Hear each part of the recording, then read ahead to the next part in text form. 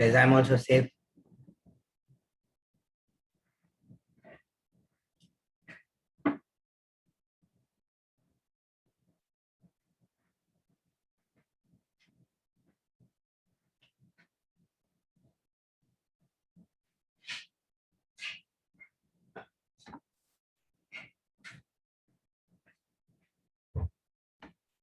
Okay, class coordinator is there, class technician. Yes, sir. Strength எத்தனை பேரு டோட்டலா? 25, 20 something வந்துச்சு. ஓகே, அப்ப ஸ்டார்ட் பண்ணலாம் இல்லையா? ஸ்டார்ட் பண்ணலாம் sir. Okay, thank you. Just give me half a minute, I'll start.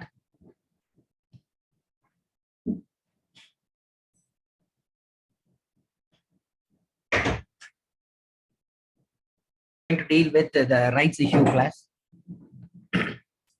Okay. So, what is rights issue? Okay, it's a very relevant topic now.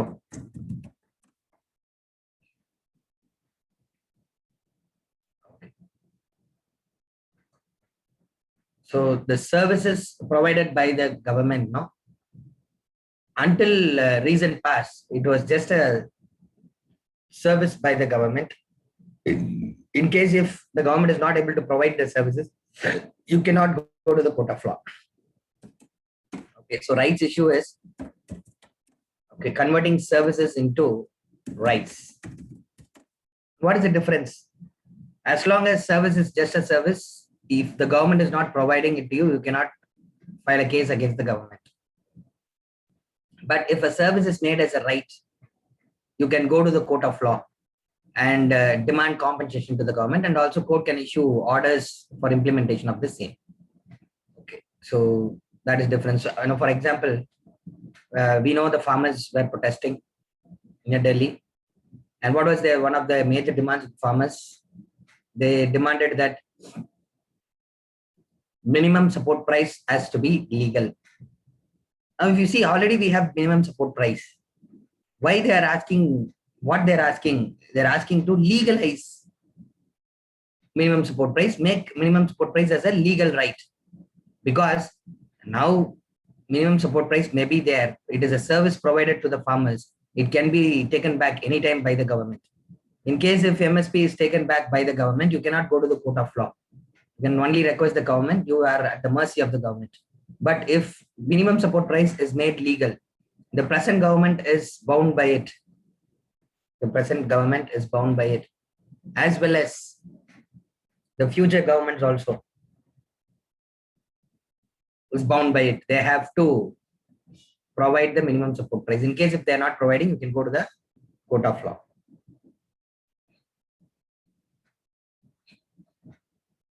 Okay, so rights issue is nothing but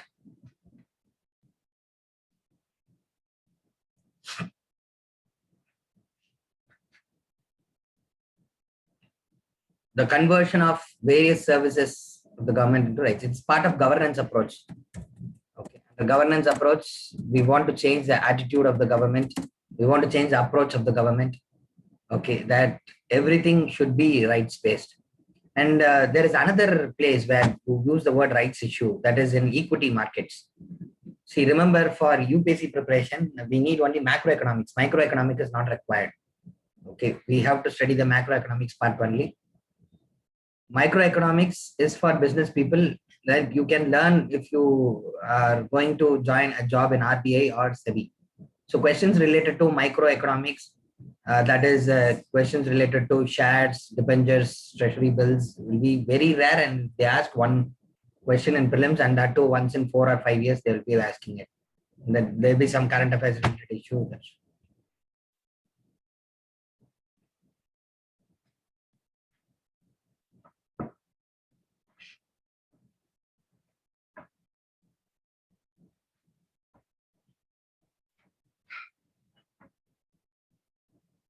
Okay, so the point here is, point I have to make is,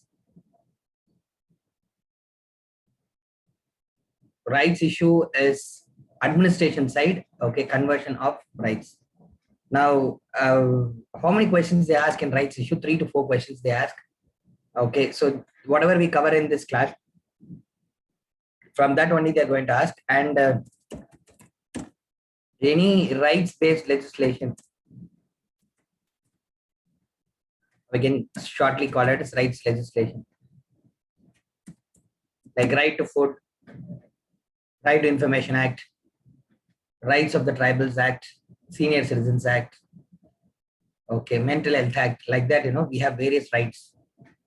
Okay, so these rights legislation, from that, the questions may be asked. And that also, I'll tell you, if you are thorough in current affairs, these small topics in prelims examination, rights issue, governance and all, you can automatically cover.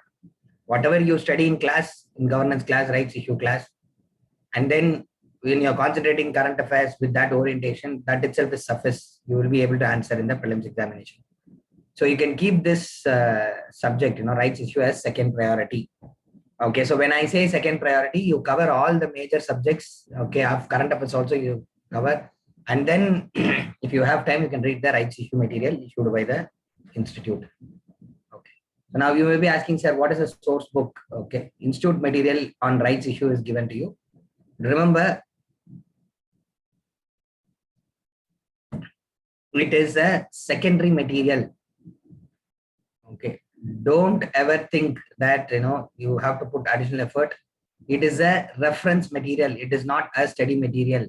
Only when you find some current affairs related to rights issue, you want information, you can refer that book. Otherwise, please don't. Okay, it's just a reference material. Okay, otherwise current affairs itself enough. Okay, I'll tell you. Class plus current affairs. Some of you are asking us, sir, how many classes this rights issue will be there? Just only one class. Okay, because we are trying to give you the orientation. Okay, on it. That's all.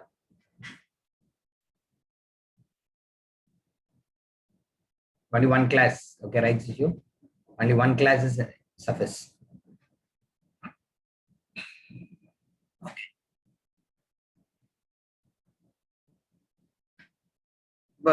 One thing I would say, no, the class is so important that you will get wider perspective, which will be useful for your third paper and your social issues, for your essay and for your ethics paper.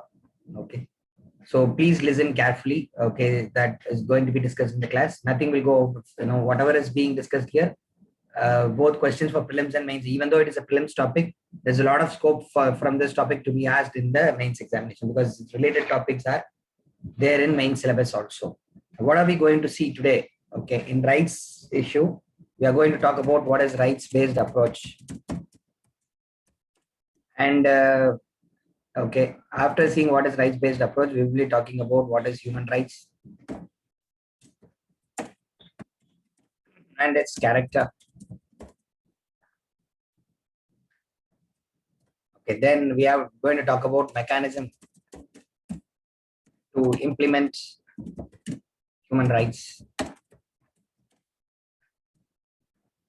and treaties that India has not signed. Finally, evolution of rights in India.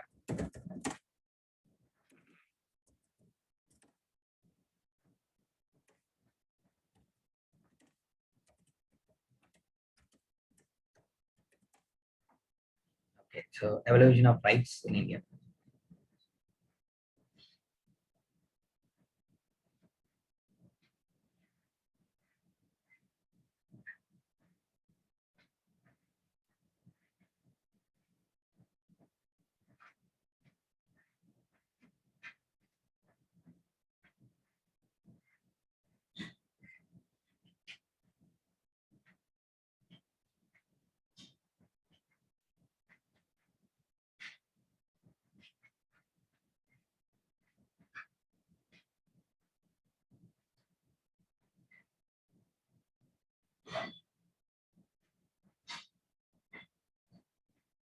Okay.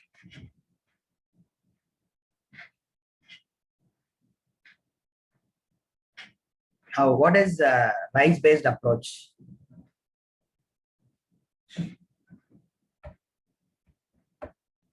rights-based approach is nothing but, as I told you, okay, it is to change the relationship between the government and people. Earlier, the government has to act as a father and as if the people are its children, and people has to wait for the mercy of the government, meaning they will wait for what the government can give to them, what welfare measure that can be given to them. Okay, now these services that is provided by the government, it should be changed as entitlements, rights of the individual, so they are able to claim it from the government with rights. Okay, they need not go and request the government, rather demand from the government that they need the services. Okay, in rights-based approach, there are two types of people. One is duty bearers and rights holders.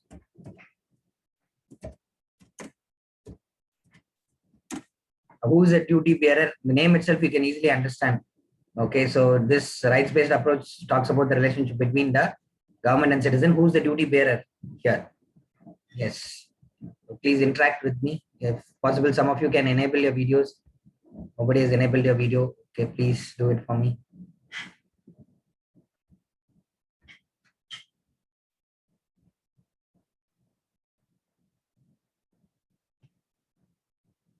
Any one of you, please enable the videos. Yeah, I'm getting a. So yeah, the administrators is duty bearers. Okay, fine, very good. The duty bearers, the administrators, or the government. Who are the rights holders? Rights holders are the citizens. Now, under a rights-based approach, we want to increase the capacity of the government, and also we want to empower the citizens.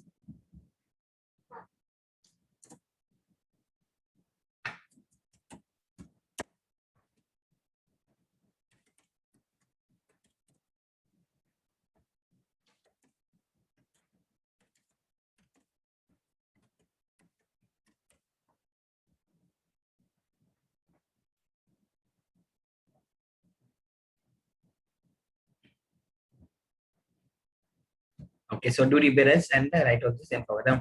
What do you mean by increase the capacity of the government? Increase the capacity of the government to deliver services.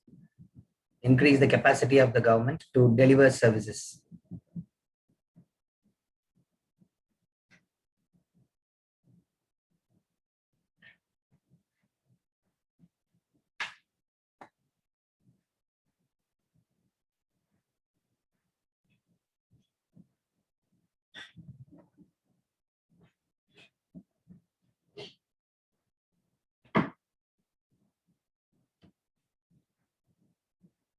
Okay, so what can be this way? No, is actually rights-based approach is somewhat say similar to, or we can say a subtopic under governance, because the first and foremost aspect of the governance model is that now we have to increase the capacity of the people to demand, okay, to the government. Okay, so now when I say increase the capacity of the government, okay, we are increasing the capacity of the government through e-governance, recently mobile governance and app-based governance. So we can say the trinity of JAM or trinity of GAAM, Jan Dhan Yojana, Aadhaar card and mobile number. What is Jan Dhan Yojana? Bank accounts has been opened for all sections of the society.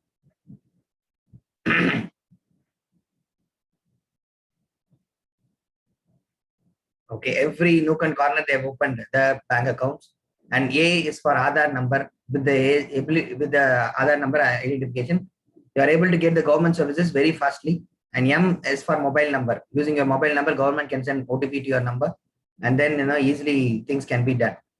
Okay, for example, I recently wanted to carry out certain government activities. Like I just wanted to change my address in my PAN card. I wanted to change my constituency voter ID also. No, I want to change the constituency from my earlier one to the new constituency. Okay, last September. Okay, and then I also wanted to get a new Aadhaar printed. Okay, now these three things I did it just in 5 minutes.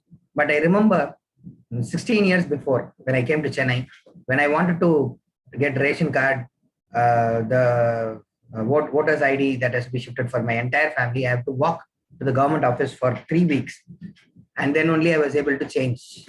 Okay, and a lot of money was spent, and traveling has been done. So in one case, I have to go to my native place and get my voter ID get cancelled there, and got a letter from the respective election official there and submitted here. So it's a long drawn process. Now, just at the click of the button, okay, a click of the mouse, okay, I'm able to get it immediately. Surprisingly, the PAN card, the Aadhaar card, and the voter ID came to my home. I did not go to the government office. Okay.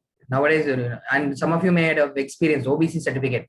I remember in 2011, first time when I got the OBC certificate, I had to run between pillar and post for every government office to get my OBC certificate done, because I've shifted from Ooty, and they said that we need letter from your Tahsildar to travel all the back to Ooty to get a letter there and then come back here.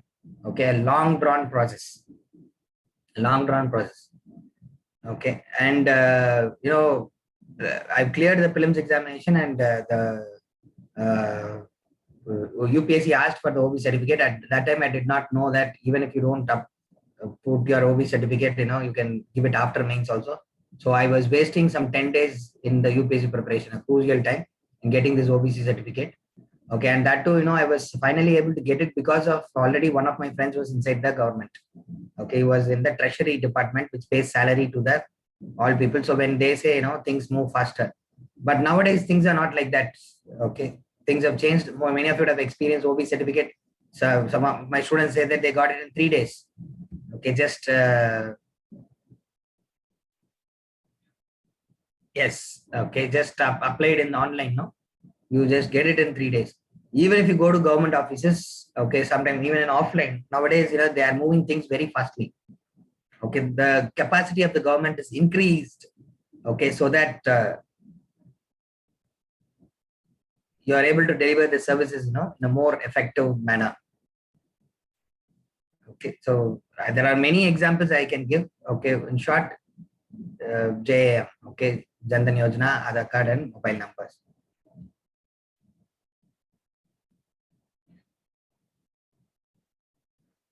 Okay.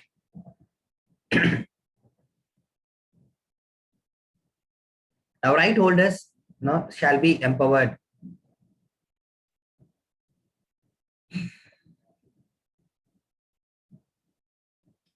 Okay, so what is the meaning of empowerment of citizens? Can any one of you tell me what is the meaning of empowerment? I might have discussed in GS polity class itself. Okay, but still, I just want to check whether you remember what is empowerment. We all say now, women empowerment, Dalit empowerment, tribal empowerment. Yeah, creating awareness will lead to empowerment, but awareness itself cannot be empowerment. Enhancing the lives of people, no. Maybe that is a base, okay, like increasing the standard of people, that may lead to enhancement of life. Very good, okay. SA Annanagar 2053577. I cannot see your name. Name starts with AKTSH. Okay. I think it should be Akshay or Akshaya. Fine. Okay. So your answer is more near to the final answer. Okay. You have said self-reliant. Okay. Fine. Very good.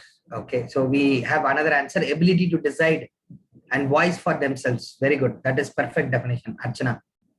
Okay, so making them self-reliant is also self-reliance in what? Making decision as well as to demand for what? Likewise, the ability to decide, take decisions and voice for themselves.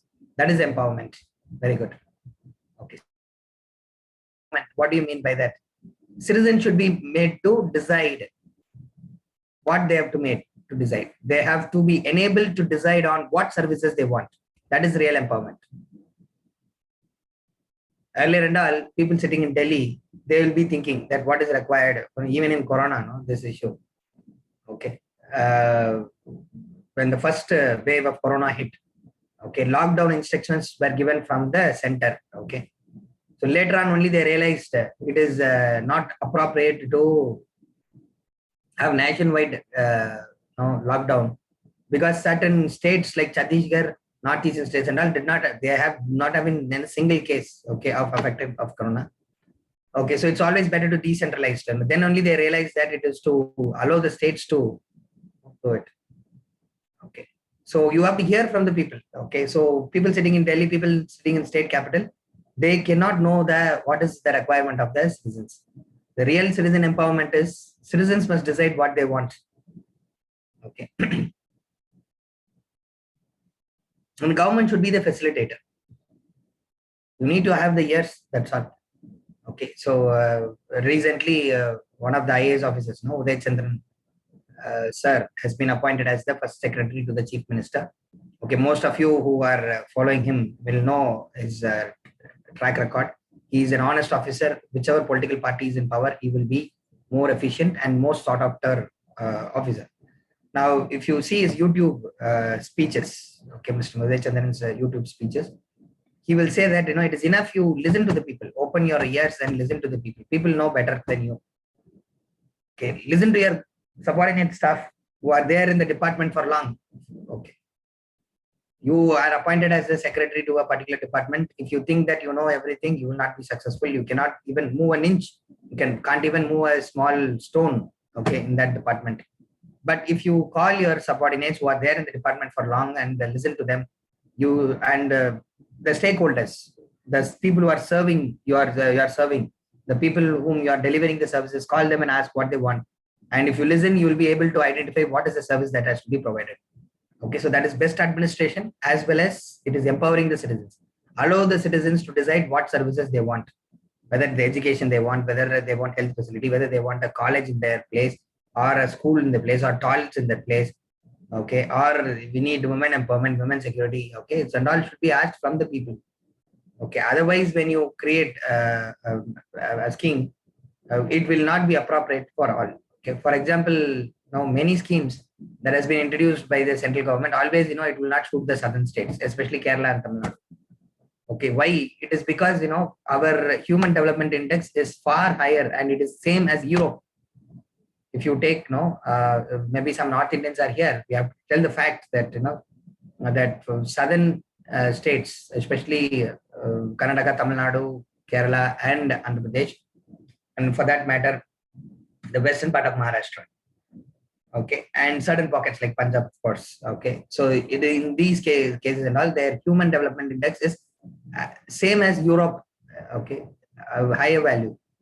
And when you are trying to treat or try to make changes in this human development index, it's going to be a problem. The schemes won't be fit to some states. Okay, fine. So the first thing, when you say empowerment of the citizens, you have to listen to the people. People should decide what they want, and it should be localized. Fine. You said people can make choices, people can demand, but you should give choices. The second aspect of empowerment is not only you should be able to make choices, you should be given with a lot of choices, a spectrum of choices, a wide variety of choices. From that, you should be allowed to choose any one. If you are giving a narrow choice, that is not at all a choice. That is not at all empowerment. For example, 1980s and all, okay, they will say women empowerment has started to take place because women started to go to employment. Okay, but if you see, women can be primary school teachers or nurses. No other professions were open to them.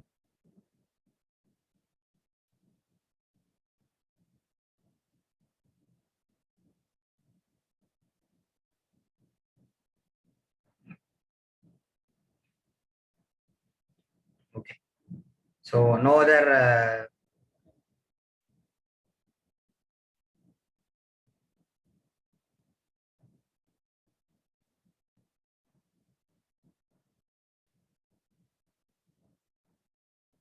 now, can we call it as empowerment? No, because the choices are restricted to them for a narrow way. I can also tell this example at your homes. Once you were doing your 12th standard board examinations, your father and mother would have told, first choice is doctor, or in some families they've said first choice engineer. What is the second choice? Go back to the first choice. Where is the choice here? Okay, so when you say empowerment of citizens, you have to increase the choices that is available. Okay, so when I say increase the choices, how, in what way citizens' choices can be increased? First, the mode you provide services should be multiple, the mode of choices: online, offline, postal. Okay, and also you should allow people to take the government services through a proxy. Suppose if I cannot go to the government office, if I send my assistant, no, the government should be able to provide services. Now I have faced this problem. Okay, many a time, I will have classes from morning till evening.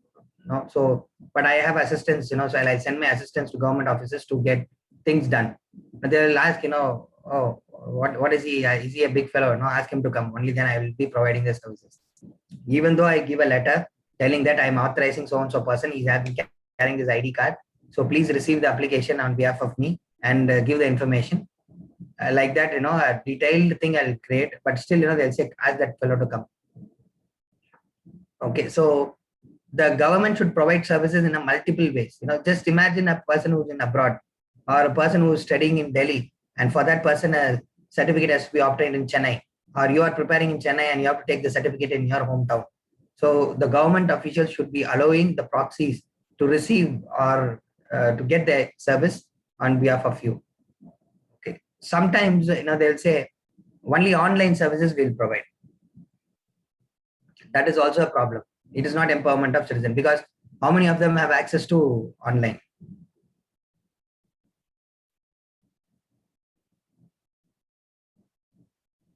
See, just imagine, to get vaccine, to get yourself vaccinated for corona, where you have to register? There is a website and you have to register there, right? Yes. And how many who will register first? Those who are in urban area, those who are educated, who are having access to internet. What about the rural people? Okay, so in that case, you have to provide services in multiple ways: online, offline, through post, through proxy, whatever available means are there, you have to provide. That is what Arvind Kejriwal has done. Okay, he has increased the option for the individual. Okay, you can sit at your homes and get the service. You can access online, or if you want, you can go to the government offices there, so you can get the services done. Okay, then choices available is multiple. Fine.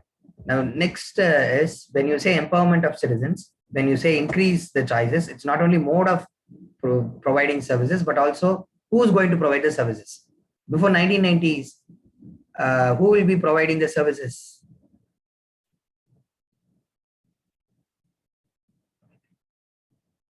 Who will be providing? State only. Very good. Okay, before 1990. But now, in the rights-based approach, they're saying state also should provide services. Private sector also should be allowed to provide services. And then voluntary organizations also should provide services. 3 people. So yeah, public-private partnership also is there. That model also is there. Here we are saying the trinity of private sector, government, and the voluntary organization. For example, health or education services, we have government schools, private schools, as well as we have schools run by charitable organization. So now you have the choice to go to any of these places. Okay. So in case of COVID also, okay. So you have the choice to go to private hospital or a charity organization or to the government hospital. It is up to you. But all 3 should be allowed to provide the services. Okay.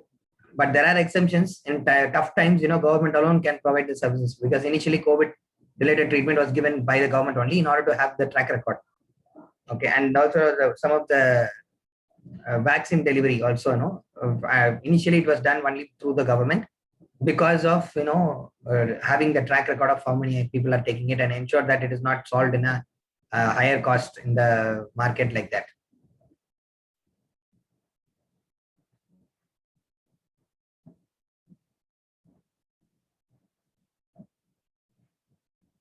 Okay, fine. So this is fine. So when we say empowerment, it is like all 3 has to be good. I would like to quote one. Okay, recently this Amma canteen issue came.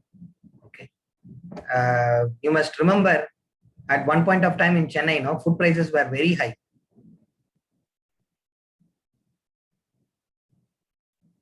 Now, what happened is when these Amma canteens were introduced, the food prices became normal.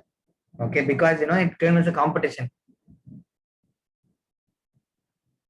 There are many UPSC aspirants who was in Anna Nagar. Just because Amma canteens were open, they stayed back in preparation because otherwise, cost of living in Chennai is higher. Okay, for bachelors compared to other southern states, like Bangalore, Trivandrum, for that matter, Hyderabad. Chennai food cost is very high. I remember, when I came to Chennai in 2005, 6 and all, 1 liter water bottle sold 30 to 40 rupees. Some peak summer and all, in May months, they will sell it for 40 rupees, 1 liter bottle, cool, chilled water bottle. Because anyway, you will buy a chilled water bottle. Okay, so you will not be able to bear the heat. So it will be sold for 40. Now, Amma water came. Okay, that is water that is given by the government itself. So what happened is they sold it for 10 rupees. Okay, so what happened is even the private sector, okay, they can sell the chilled water at 20 rupees only, not more than that. Even now in Chennai, maximum the water bottle per liter is sold for 20 rupees only. Okay, so when the government is also coming and providing services, it increases the competition. Okay, and it demands the private sector to reduce the prices as well as give quality product. Then only they can sustain. At the same time, only government is there, private sector is not there. What will happen? Government will be taking for granted its services. Okay, it won't provide quality service. Okay, and people will have to be at the mercy of the government. So we need private sector also, voluntary organizations also. Okay. Then third is, okay, citizens should be empowered that instead of waiting for the people to come to you, the government should go to the people. When I say empowering the citizens, it also means that the real empowerment of citizens is government must go and provide services to the people. I'll give you one example. Once there was floods in Chennai. Okay, so long back I'm talking about, not the recent 2015, 2005 floods. Okay, so at that time, the government announced that 2,000 rupees will be given to every household. Okay, immediately to tide over the crisis, 2,000 rupees. 2015 flood, they gave 5,000. Okay. I don't know why this time, Corona time, they did not give any money substantial. They just gave 1,000 rupees. It's not substantial anyway. Now, what happened is, they said, all of you come to the ration shop. There we will be providing you this benefit. So what happened is, every people visited the ration shops at the same time, and 2 people died in the stampede. But now, you are delivering the tokens to the house and telling this time you come and collect. Okay, government is going to the people's household, so leakage will be stopped. We'll ensure that all are getting the services and without getting hurt. And that too in Corona times, we need to get it without the epidemic spread. Okay, so, and I can also give you another example of how Chennai came over the first wave.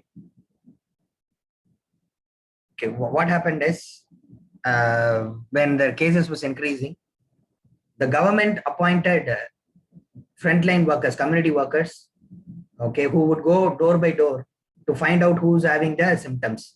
When they're having the symptoms, they will ensure that these people are getting tested.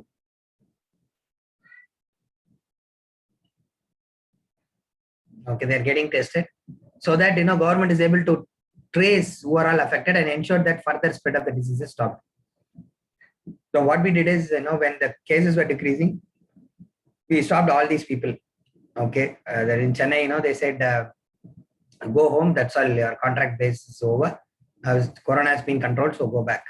And now government said, no, if you feel that, you are getting fever, cough and other things, please come to us. Come and get tested. How many of you will go and get tested? Okay, so, in my in-laws family, one of them got tested in Coimbatore. I was at pains to explain to them and to go and have test. Okay, because they were telling that no, if a test is there, we cannot go to job. Neighbors would tell bad about us. And so, if we are having the symptoms, we will remain at home for 15 days and we will correct it. Only if they get serious, we will go. But I told no, corona attacks people or the corona deaths occur only when you go to the hospital very late. Okay, or when you start your medications very late. Even a smallest symptom is occurring, start the medication. Yes, self-isolation, but when you know corona is positive, you can take adequate measures. Okay, isolate yourself, hydrate yourself properly, and like that, you can do. Okay, now, when you are leaving the testing to the people's choice, they will not get tested. Okay, then how will you, identify people who are affected it, and how will you stop the spread? The reason spread is because of the lethargicness of the government. I know a family, another family, okay, where one person was attacked by corona and was in very serious ICU, and luckily, fortunately, the person saved. He came back to home. Okay, and I just asked, whether the people around them have tested, because this person is tested positive. The day before testing, no, this person was with the family. They were living in the same room and other things and all. So I just asked whether the government asked you to test. The government has not asked. The government has just said it is your choice. If you want, you can get tested or not. And how come you can track people? Okay, so this lethargy was there in between. Okay, both on the government side as well as the people side. Okay, after when the numbers got down. Now, what I'm trying to say is, when you go to the people, knock the door of the people, and provide the services will be effective. But if you wait for the government to come to you, wait for the people to come to the government, okay, the services cannot be provided to the targeted people. There are many scholarships, benefits that is available from the government for people who want to study well. Okay, those who are brilliant. But many of the brilliant students in government schools and government aided schools, they are not able to take their higher education because they are not aware that such scholarship is available. So instead of that, when you find a particular child is brilliant, if you take the services to the people, go and tell that the student, you study well, don't worry about the money. Since you are studying well, you have these scholarships. Okay, what we want is you have to perform well, study well, and do well. Like that, if you go and communicate, the child also will get motivated and prepare. And even sports field, there are a lot of scope for sportsmen. Okay, so there was one of my friend who was good at football in my school. Okay, but after his graduation, he was not with job. So I had to contact with the Sports Authority of India and let them know. No, I just took his photocopies and submitted, and now he's in government job. Okay, so somebody has to be there to tell that these scope is there for you. Okay, then only people will be motivated. So the government has to go to the people. This is happening in China. China, it identifies best talent at the school level itself. Okay, and they just promise that everything will be granted to you. Only thing is you do your best, and that is the reason China is more successful in business, education, research, as well as in sports. Okay, even sports best children are given the benefit. So the problem with our governance style is we are waiting for the people to knock the door of the government. So this attitude has to change. So rights-based approach says that no, the government has to go to the people instead of waiting for the people to come to the government. Fine. So I'll summarize. When we say empowerment of citizens, first is you have to allow the citizens to decide what services they want. Empowerment also means that you have to increase the choices. You have to have wide variety of choices. When I say wide variety of choices, point one, the mode with which the government is providing services has to be wider. Second, who and all providing the services, both private sector, voluntary organization, as well as government, all three should provide the services. And thirdly, take the services to the people rather than waiting for the people to come to the government. Okay, so that this kind of change in governance, change in the attitude of governance will make a lot of changes the governance model. Okay, fine. So that is why, okay, to effect this only, they have made many services as rights. Their process of converting many services into rights. And that is what we call it as rights-based approach. Okay, fine. Understood? Yes, now we have to go to the second topic. What is human rights and its character?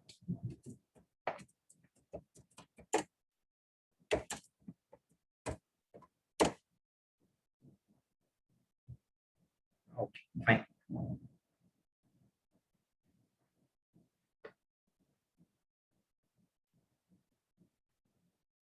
After your mains examination, after you write mains, I would suggest you a book, Kuldeep Mathur. Okay, Government to Governance.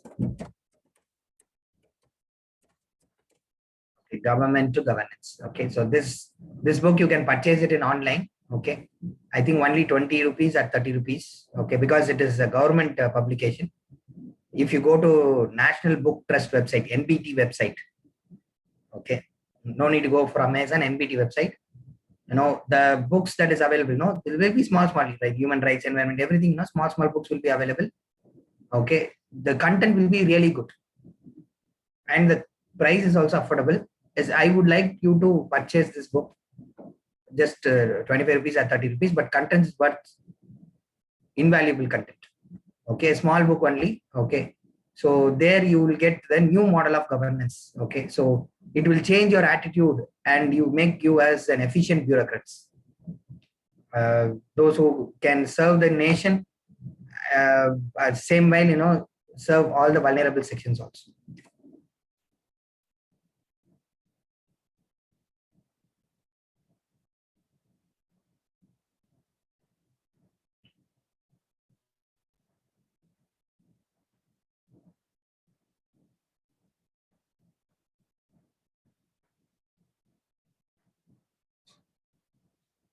Okay, so human rights, no?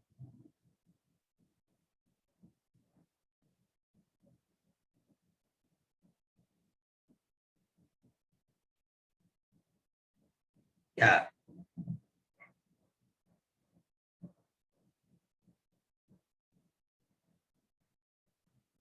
It means those rights which is available just because you are human beings. Human rights are those rights which is available to an individual by virtue of being human beings or by the very nature of being human beings. When a child is born, it is born along with human rights.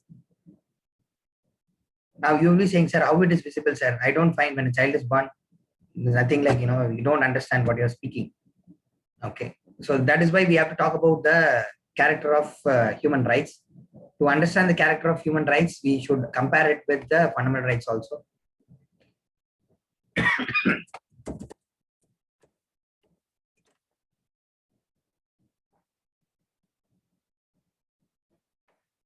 So nowadays, even if we make a small cough, people are running away from us. Okay.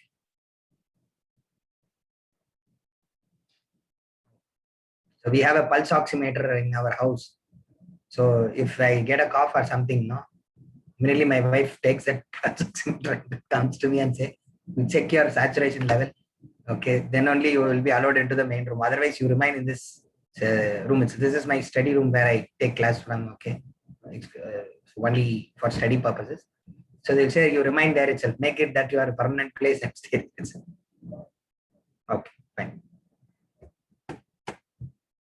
Okay, so fundamental rights, is specific to a particular country. It is country based. Okay, if you are in India, you will have certain fundamental rights. If you go to Saudi Arabia, you will have a different set of rights. Okay.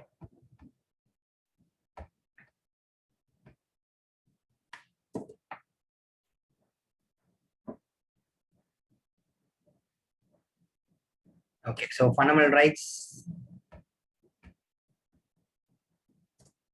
and human rights. Human rights is universal in character. Universal. Meaning it is not only applicable state by state. It's not just specific. Okay, but it is universal.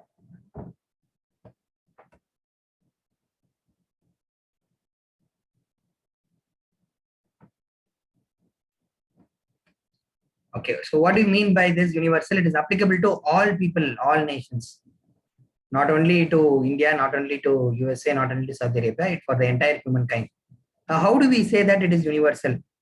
To identify and list out what constitutes the human rights, they will have a convention, meaning they will convene, they will call all people from all the countries, representatives from all the countries, they will sit and debate what constitutes human rights. Now, only when the countries agree with what constitutes the human rights, then they will decide that okay, these are human rights. Once it is decided by all the countries, when most of the countries, majority of the countries is signing it, the convention will come into force. The first such document was Universal Declaration of Human Rights. In 1948, immediately after the Second World War, they sat and decided what constitutes the basic human rights. So that is why we are saying that human rights is having universal character, because it has the acceptance of all the people, all the countries, because they have their representation or they have agreed through a signature. We have many other conventions also. Okay, International Convention on Civil and Political Rights. One example I'm giving, there are around 22 conventions. Okay, we need not study all the conventions. Just for example, I'm writing International Convention for Civil and Political Rights, ICCPR. Like that, we have International Convention for Economic, Socio-Economic and Cultural Rights. Okay, like that, various conventions are there. Now, you must remember why we are having so much of conventions. See,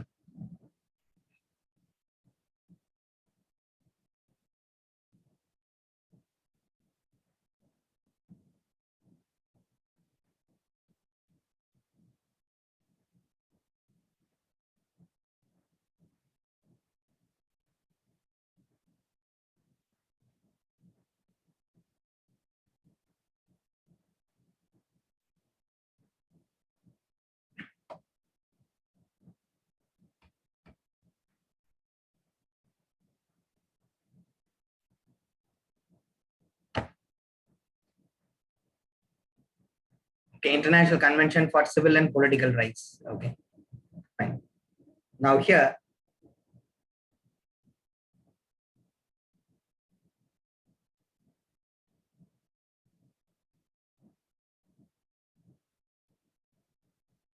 you must understand that, okay, after the Second World War was over, the world leaders thought that another third world war or another world war should not happen.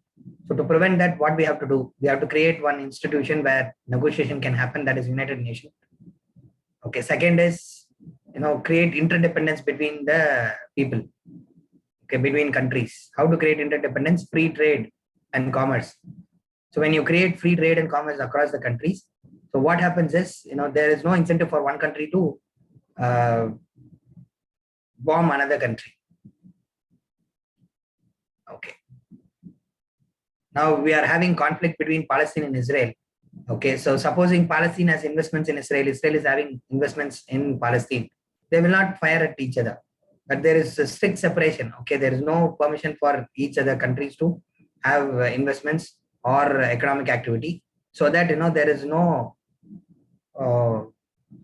disincentive for involving in war. There is a free, open scope for war. Okay, but in case of China and India, war will never happen. 1965 it had happened because India was a closed economy. Now we have allowed a lot of Chinese investment. We are also having China as a market. Our product has to be bought by them.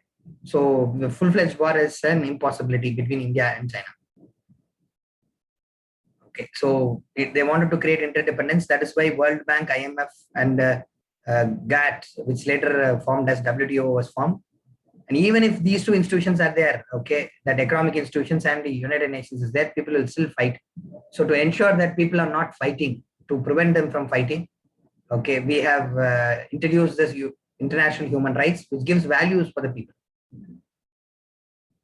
Human rights provide values.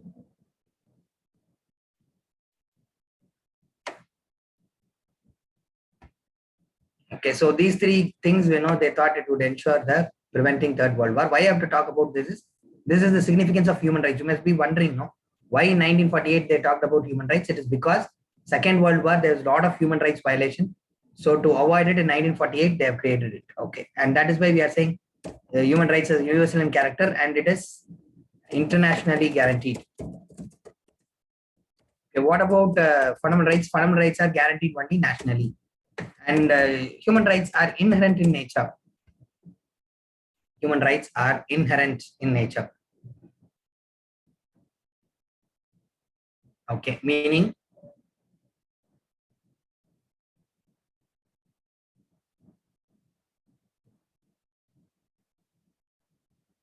human rights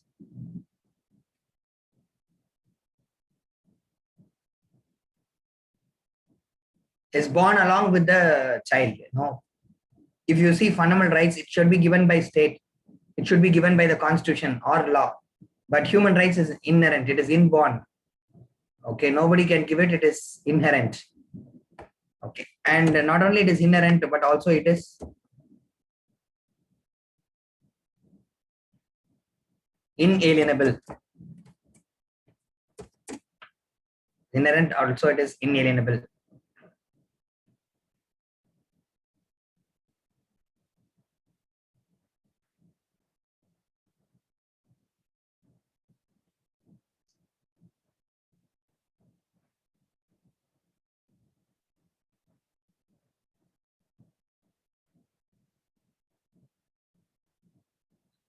What is the meaning of inalienable? It cannot be taken away from the individual. See, fundamental rights. Today you may have right to property. Tomorrow they may take right to property from you. Okay, so it depends upon the constitution. If the constitution changes, the rights, fundamental rights can be taken away from you. But in case of human rights, it cannot be taken away from you. It is inherent and it is inalienable. Even if you write and give, I don't want human rights, government should not do that. Because sometimes, poor people, they may be asked to give a letter telling that I'm waiving off my fundamental rights. That is possible. Not in India, in other countries. But human rights, you cannot do that. It is always inalienable. And human rights is equal and indivisible. Which means what? Okay, in case of India, political rights is in fundamental rights, socio-economic rights is in DPSP. Fundamental rights is superior, DPSP is inferior, which means you are treating political rights superiorly compared to socio-economic rights. And also you are dividing rights into justiciable one, non-justiciable one. But when it comes to human rights, okay, it is equal and indivisible. Meaning all the rights, political rights, social rights, and economic rights, they are all equal. And you cannot divide them. Whatever division is there, like political, social, economic rights, is for academic purposes of understanding, but you cannot divide them. You cannot, make it unequal. All are equal rights. Okay, so that is the characteristics of human rights. It is universal, internationally guaranteed, inherent, inalienable, equal, and indivisible. Whereas fundamental rights is not like that. Fine. But you must understand, anyway, even though it is inherent, inalienable, human rights can be implemented only by national government. Even though human rights is internationally guaranteed, like fundamental rights, human rights also has to be implemented by the national government. So human rights gives a moral force more than a legal force. Human rights acts as a standard, the moral force on the national governments to implement the rights. Okay. So now how come? So that is why we have to study know how come the human rights is being implemented at the international level. Okay, or how the human rights related people are persuading the national governments to implement the human rights. Let us see.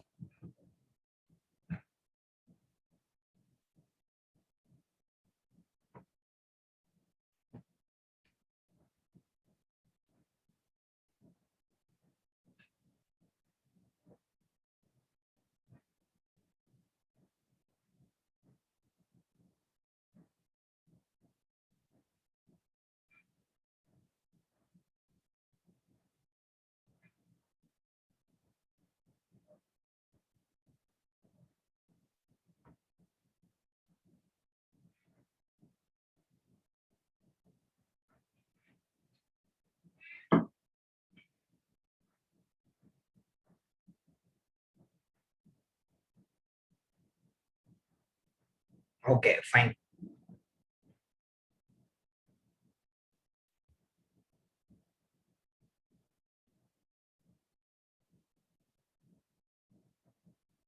Okay, so what are the mechanisms? First is treaty body organization.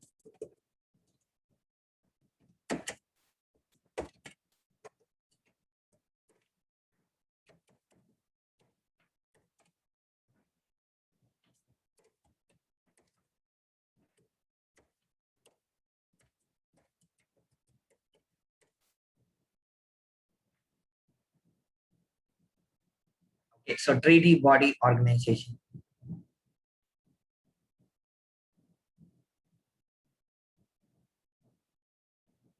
So what do you understand by this treaty body organization? Every treaty, for example, I told no ICCPR, International Convention on Civil and Political Rights, which I noted, it will have a treaty body, a monitoring body. This body will help national governments to implement the provisions of that treaty. They will not force, they will persuade. Sometimes, if the governments, no, if the respective countries accept the treaty body organization, complaint can be made. For example, my human rights is violated. I go to the court of law, High Court and Supreme Court. I'm exhausted. I'm not getting my rights. I can just file a complaint in treaty body organization. They can conduct the investigation. But provided that particular country from which the citizen is complaining should have registered, should have accepted that treaty body jurisdiction, should have accepted that, okay, treaty body jurisdiction, a treaty body can come and, investigate like that. Okay. Now you have another mechanism, that is universal periodical review, because I told you treaty body is only for countries which is accepting its jurisdiction. Okay, accepting its intervention. So some countries, usually powerful countries, will resist treaty bodies. India, most of the treaty bodies we are not agreeing with. We are saying that we are not allowing the treaty bodies. We don't accept their jurisdiction. So what is the next solution? The Human Rights Council, HRC, okay, of United Nations. HRC is having, Human Rights Council is having universal periodical review. It is called as universal because all the 193 countries of United Nations will be reviewed. It is a periodical review, which means it will take place once in 4 years, and the review will be done by all other countries. For example, last month, India had its periodical review. The once in 4 years we will have. India was questioned by many countries on the situation of Jammu and Kashmir and northeastern states and Naxal and other issues. So we have a universal periodical review.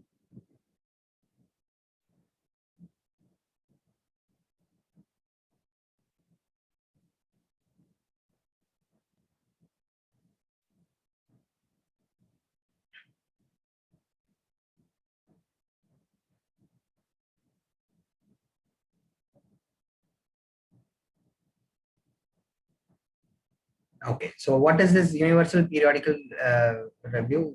It will be conducted.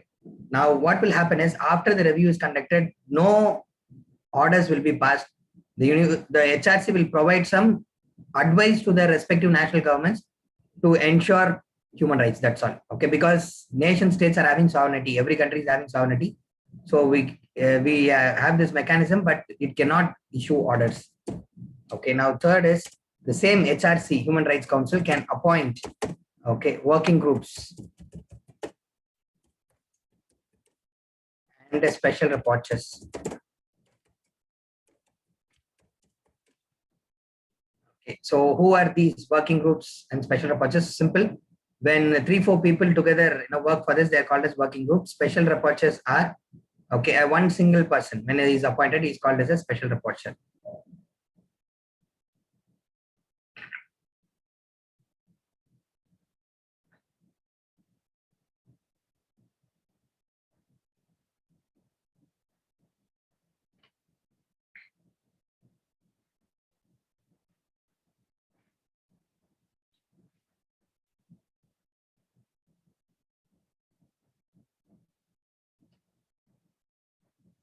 Okay, working groups and the special rapporteurs. Okay. Now,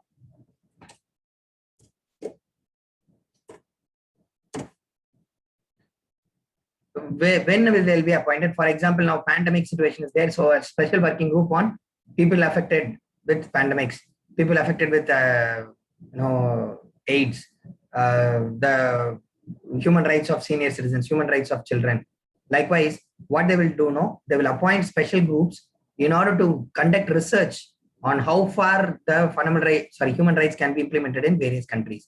So these people, working groups and special rapporteurs, they provide expert advice to various people. They provide the expert advice.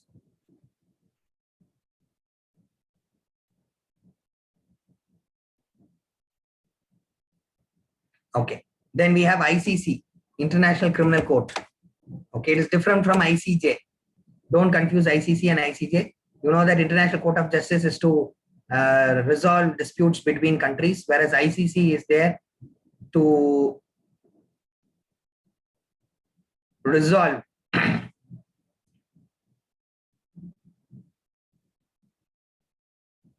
the human rights violations. ICC, exclusively human rights violation. Now ICJ, all the countries are party to. ICC, that is the International Criminal Court, which deals with human rights violation cases. It is applicable only to those countries which is accepting its jurisdiction. India has not accepted ICC's jurisdiction.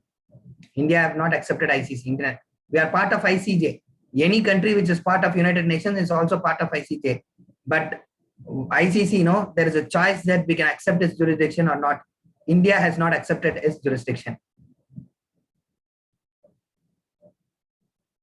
Why have we not accepted the jurisdiction of International Criminal Court?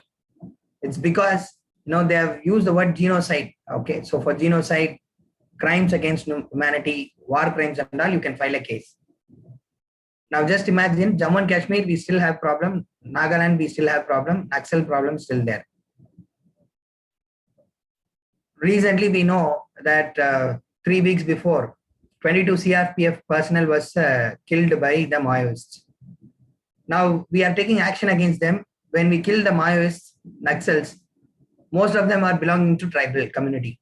So what the ICC may say, or Pakistan may go and file a case in ICC telling that Indian government is killing the tribals. They won't say they're killing the insurgents. Now imagine Jammu and Kashmir. The government is taking action against militants. Okay, so Pulwama attack, Uri attack, and a lot of attack is taking place. So now government is taking action. Even we had, last week we had a encounter in which 2 militants was killed in Jammu and Kashmir. Okay, they are Muslims. Their name will come. Their names are Muslims.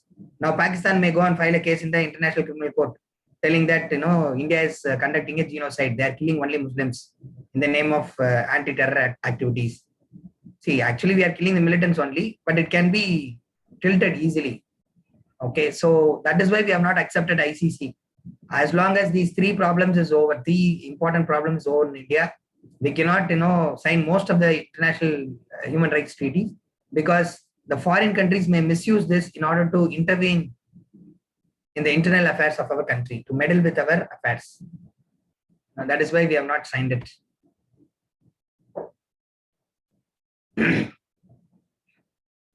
Of course, I agree with your number, not able to see. So somebody 20348. Okay, fine. Okay. So now the point is, we don't want to sell our judicial sovereignty, yes. But more than that, we don't want external intervention. Because in case of ICJ, International Court of Justice, we are already accepting the jurisdiction of ICJ because we are member and part of ICJ. Anyhow, okay, fine. So ICC, was created by Rome Statute, international convention called as Rome Statute, which we have not signed. India has not signed. Okay, is there any other mechanism? Okay, see, if you see these 4 mechanisms, is actually for preventing the human right violation, or when a human right violation is going on in a slow, gradual manner. Some practical issues are there, in order to discuss with the national governments and try to sort it out. But what if really there is a human rights violation and millions of people is killed? For example, take the example of Myanmar. Now, civilians are killed by the army. Rohingyas are, sent out of that country. So, Rohingya Muslims. And in case of Syria, many Syrian refugees are being affected. In case of Palestine and Israel conflict, we find that civilians, both sides, both Israeli side and mostly the Palestinian side, they are being affected.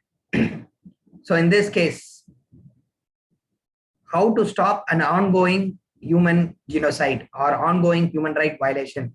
That is where we have a special mechanism. The 5th one is a special mechanism or special procedure for complaints. Okay, let me write it here. Special complaints mechanism.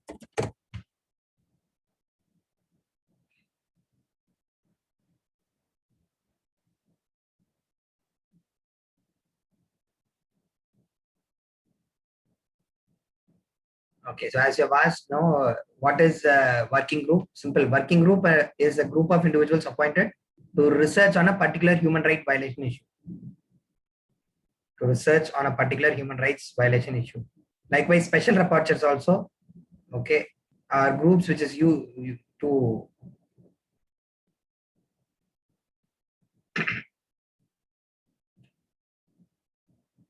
research on a particular human right violation and suggest measures for the international community. Okay, fine. Now, as Vamshi, you have told, no, yes, humanitarian intervention, but there must be a mechanism, right?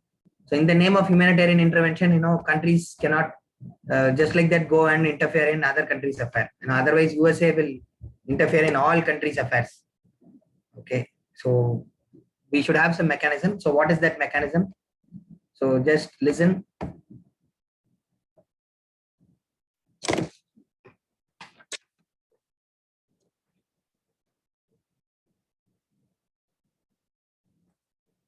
There is a 3-level mechanism in the international level, okay, where you can make complaints when an ongoing human rights violation is going on. You can make complaints. Okay, we have 3 organizations. One is the General Assembly, another is the Human Rights Council, and another is the United Nations Security Council. UNSC is there, United Nations Security Council, and you have HRC Human Rights Council is there. Okay, and the General Assembly.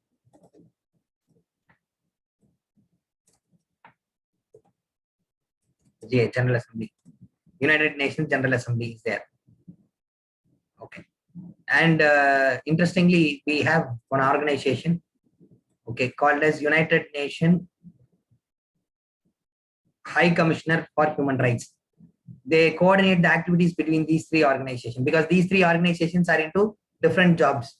Okay, they are also assigned with ensuring human rights or intervene whenever human rights violation has taken place. Okay, so what is that body is called as United Nations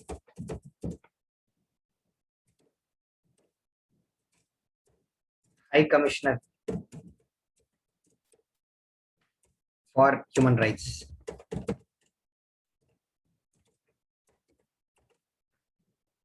United Nations High Commissioner for Human Rights.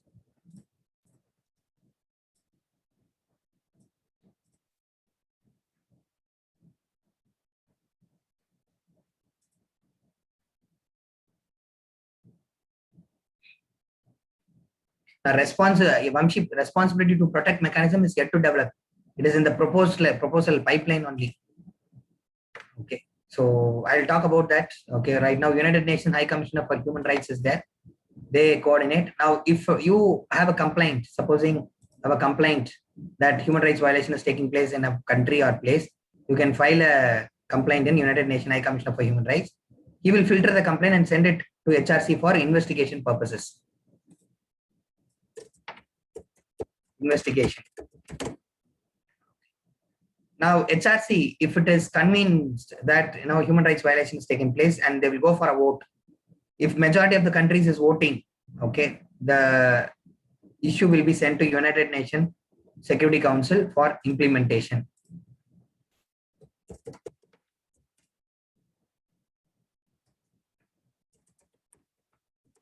Okay, so what are the ways in which they do the implementation? Just a second now.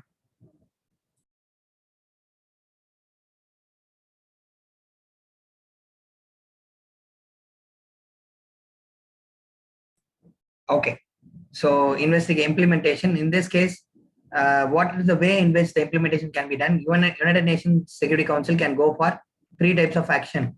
Okay, that is diplomatic action, okay, or economic sanction, or military intervention.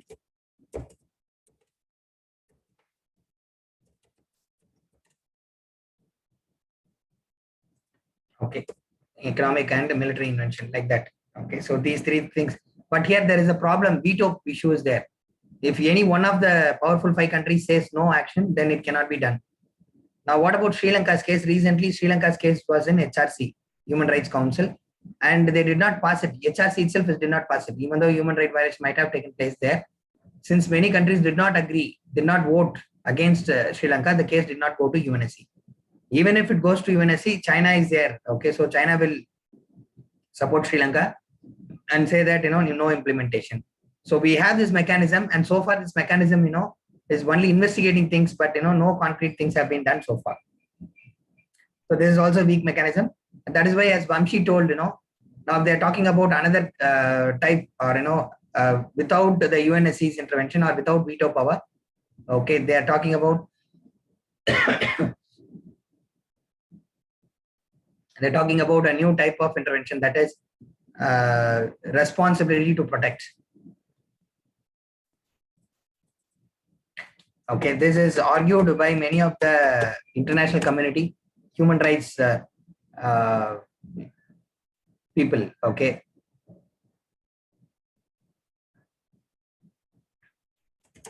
the mechanism for it is yet to be developed. Okay, so many people are proposing many mechanisms, so we need not check about the mechanisms. We can just note it down that in future we can have a mechanism. The United Nations led intervention can be created after proper investigation, okay, without the veto power. Okay, when HRC is granting it, go ahead with the intervention. So responsibility to protect. Okay, fine. So these are the mechanisms that is available, okay, for implementation of human rights.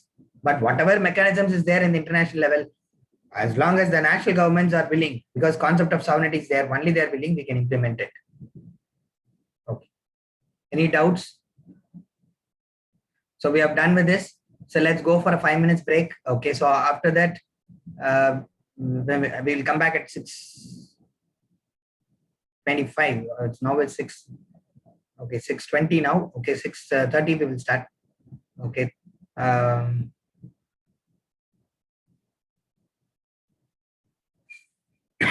Okay, let's have 5 minutes. We need time. So let's have only 5 minutes break. Come back after 5 minutes. Let's talk about what are the treaties which we have not signed and why we have not signed. Okay. Thank you.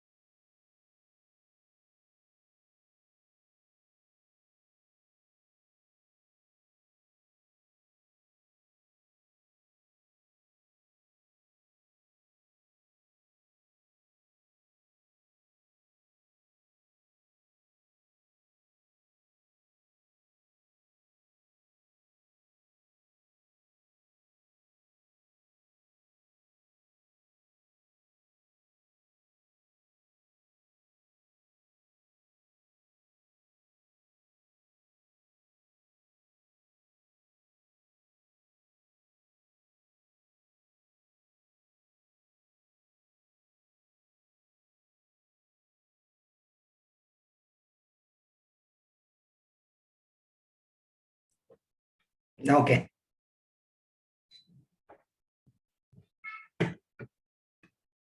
Okay, shall we start? Okay. So one of you have asked out, so what would be the role of General Assembly? The role of General Assembly is, supposing if the United Nations High Commissioner for Human Rights is not initiating any case, even after complaining to him, he is not taking up a case, a general discussion can be taken by the General Assembly. Okay, they can vote, and General Assembly also can suggest investigation to HRC. Once again, the process HRC will investigate and send it to the UNSC. So this is how the mechanism works.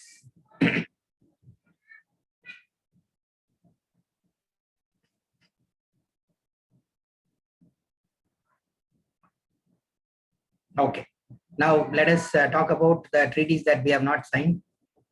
The first is, we have not signed the International Convention on Refugees.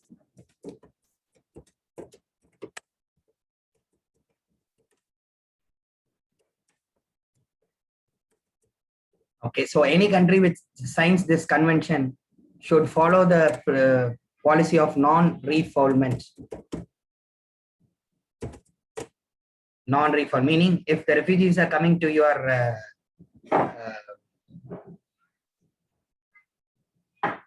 if the refugees are coming to your country, you should not send back that refugees back to your country until normalcy is returning. Okay, after normalcy is returned, you can send back, but until normalcy is returning, you should not send back the refugees. Okay. We must know the fact that India is a country which receives largest number of refugees. We have largest number of refugees, and we have a good track record of taking care of the refugees, whether they are from Sri Lanka, from Bangladesh, from Myanmar, from Nepal, okay, Bhutan, or for that matter, some refugees from Pakistan have settled in Jammu and Kashmir. In all these cases, we have taken care of them well. You must know, government is giving some subsidies also for the refugees. They give ration items also for the refugees. Okay, their freedom of movement is curtailed, but however, at least for the basic survival, protection is given by the governments. Now, in case of India, even though we are actually following this non-refoulement policy, we are not sending back the refugees when they come to us. We give them safe place to stay. But why can't we sign this convention? Already we are receiving largest number of refugees. When we sign this convention, refugees across the world will come to India. Okay, and that would be like encouraging them. Okay, so we are silent on this policy, refugee policy, because we are reserving our right to send back the refugees if there is too much of influx of refugees. Or sometimes the refugees may involve in antisocial activities. Okay, sometimes they may be involving in terrorist activities either in India, or they may be forming an organization here in order to create trouble in their respective countries, or terrorist activities in other countries. We don't want our neighbors to do that for us. So we are also very sure that we don't want to allow our soil for anti-national activities against other countries, neighboring countries. So that is why what we are doing is we are reserving our right to send back the refugees in case if they are coming. Okay. So informally, we are having the policy of non-refoulement, but officially we are not recognizing it because it may create trouble in future. For example, European countries, they have accepted this convention, but when Syrian crisis came and Syrian refugees went to Europe, most of the countries closed their doors except for Germany. In the recent years, it is happening. So, like as if you are having good standard, they are promising that they will take care of the refugees, but in reality, they are not able to. India, the opposite. In reality, we are doing it, but officially we are not recognizing because we don't want to give incentive or encouragement to refugees across the world to come to India. Because see, we are not able to take care of our own citizens. See the present crisis. Not able to give them vaccines, beds, oxygen, like that. So in that situation, could we take it up? No. So in types of corona crisis, if some refugees are coming to India, we can very well send them back. So 2 months before it happened, central government issued a notification to Mizoram government to strengthen the checkposts and ensure the Rohingyas are not entering. However, the local politics, Mizos, they have ethnic connection with the Myanmarese people. So they said, no, we will not send them back. Okay, so central government took back the decision, but we are reserving the right to send back the refugees in case if it is not sustainable for India's Indian government. Okay, fine. So that is why we are not signed. Likewise, we have not signed the International Convention on Stateless Person.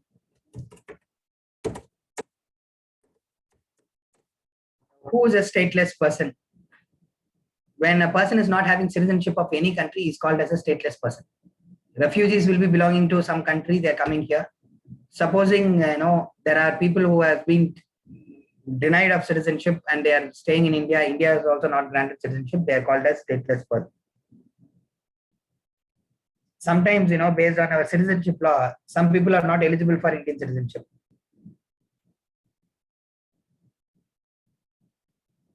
Suppose a foreign child is born in India. And that foreign country says that the child is not eligible for its citizenship because it is not born in its own territory. And India also will deny citizenship because its parents are not Indian citizens. In that case, the child will become stateless person. Then we have a citizenship law which says that the sons and daughters of illegal migrants, okay, they are not eligible for Indian citizenship. Okay, that child will not have citizenship in their father or mother's country or the illegal migrants' country also. That case, the child becomes a illegal migrant, stateless person. Now we are yet to create a surrogacy law, right? What is surrogacy? Surrogacy is when a couple is not having a child, couple can donate either sperm or egg or both, and zygote can be created. Okay, and that can be implanted in other women's womb. Okay, so generally when women is not able to carry children, okay, they can rent a womb of other women and then grow their child, okay, using their sperm or egg or any of one. Okay, so it's called as in vitro fertilization. Now this child, when it is born, maybe the biological mother may belong to India, but father and mother may be belonging to other countries. They are citizens of other countries. So far, in India, we have not clarified what would be the status of child which is born out of surrogacy. And what we have said is, in India, commercial surrogacy is not allowed, but altruistic surrogacy is allowed. Altruistic means out of affection, we can allow for the surrogate.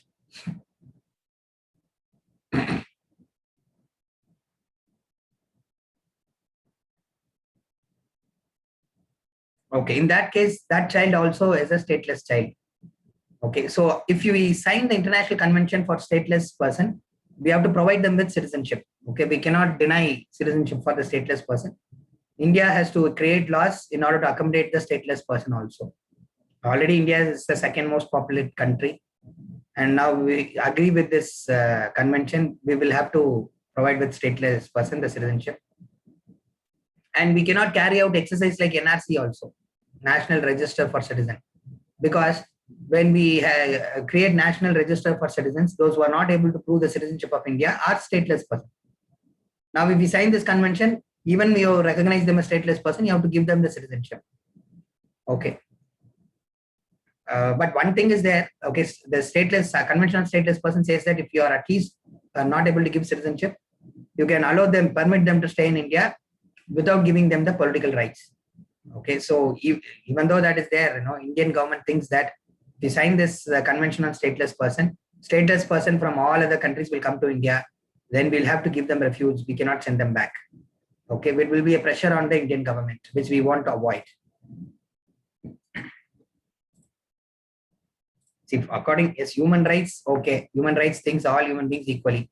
But when it comes to government of India, it has to give preference to the Indian citizens first, then only it has to give preference for the other. Okay, that is the ethics of the Indian government.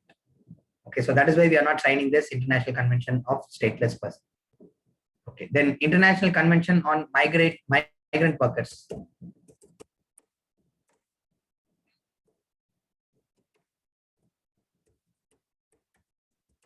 Any doubts you can ask?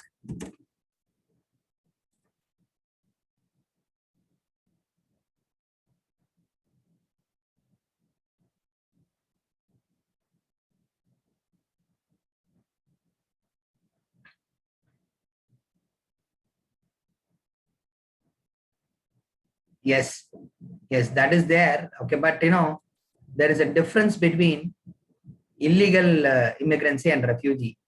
Refugees are those people who come to India because there is a political problem there. Survival itself is a problem. But illegal immigrants are those who come for economic upliftment. But we are asking, for such a delimitation. But whenever somebody is coming to India, when the government gives them refugee ID card, then the person becomes a legal migrant. Okay, so if most of them, do not seek a refugee ID card, they silently stay among the public. So those people will be treated as illegal migrants and treated differently.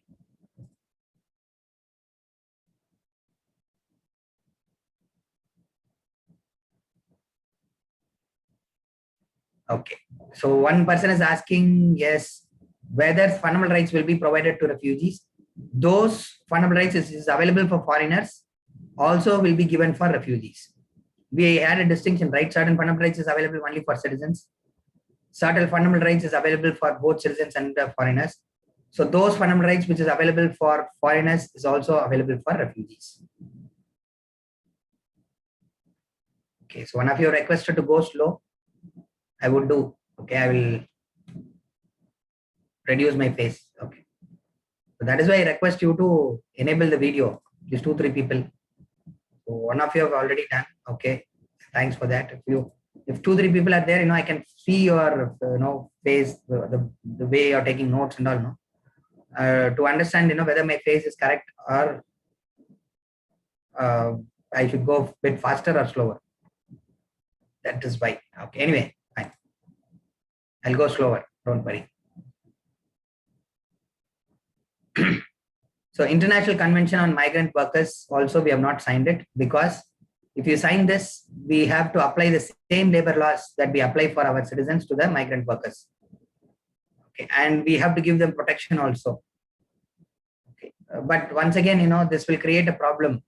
Okay, because the migrant workers may create pressure on the local resources, so that will create problem, especially northeastern states. The major problem why they are in insurgency is because they feel bad about the immigration that is taking place. Okay, a lot of migrant workers coming and staying, especially Assam and all. Migrant workers is a huge issue. So that is why we have not signed the Convention on Migrant Workers. However, we must remember India is a land of immigrants. Every year, increasingly more number of Indians are settling in abroad. Legal migrant workers are settling in abroad. And the data also shows that in India, we have labor surplus. We cannot create enough jobs for all. Okay, so nowadays you guys know that it is very difficult to find jobs. Okay, so but it is easy to find jobs in other countries. In Canada and all, they are welcoming Indians. Okay, I would have told you one of my friend is working in Canada. Okay, he insists that come here, everything is very smooth. Okay, and everything is very happy. He is having a son the same age. We are childhood friends, and he is also having a son of the same age of my son. In India, I had to dole out 1.5 lakh rupees, to get admission in a very reputed school. Okay, so I wanted to make my son join in a normal school only, but family pressure, what to do? Okay, then they'll ask me, what is the use of you teaching, earning this much of money like that? Pressure is created. And I was discussing this issue with him. For him, even though he's not got the Canadian citizenship yet, he's still Indian citizen. But education and health facilities is free. Okay, and interestingly, even during the Corona times, vaccination is free. Even for the migrant workers, vaccination is free. In case if anybody is affected with Corona, okay, hospitalization charges taken by the government. Okay, even for the migrant workers, okay, in Canada.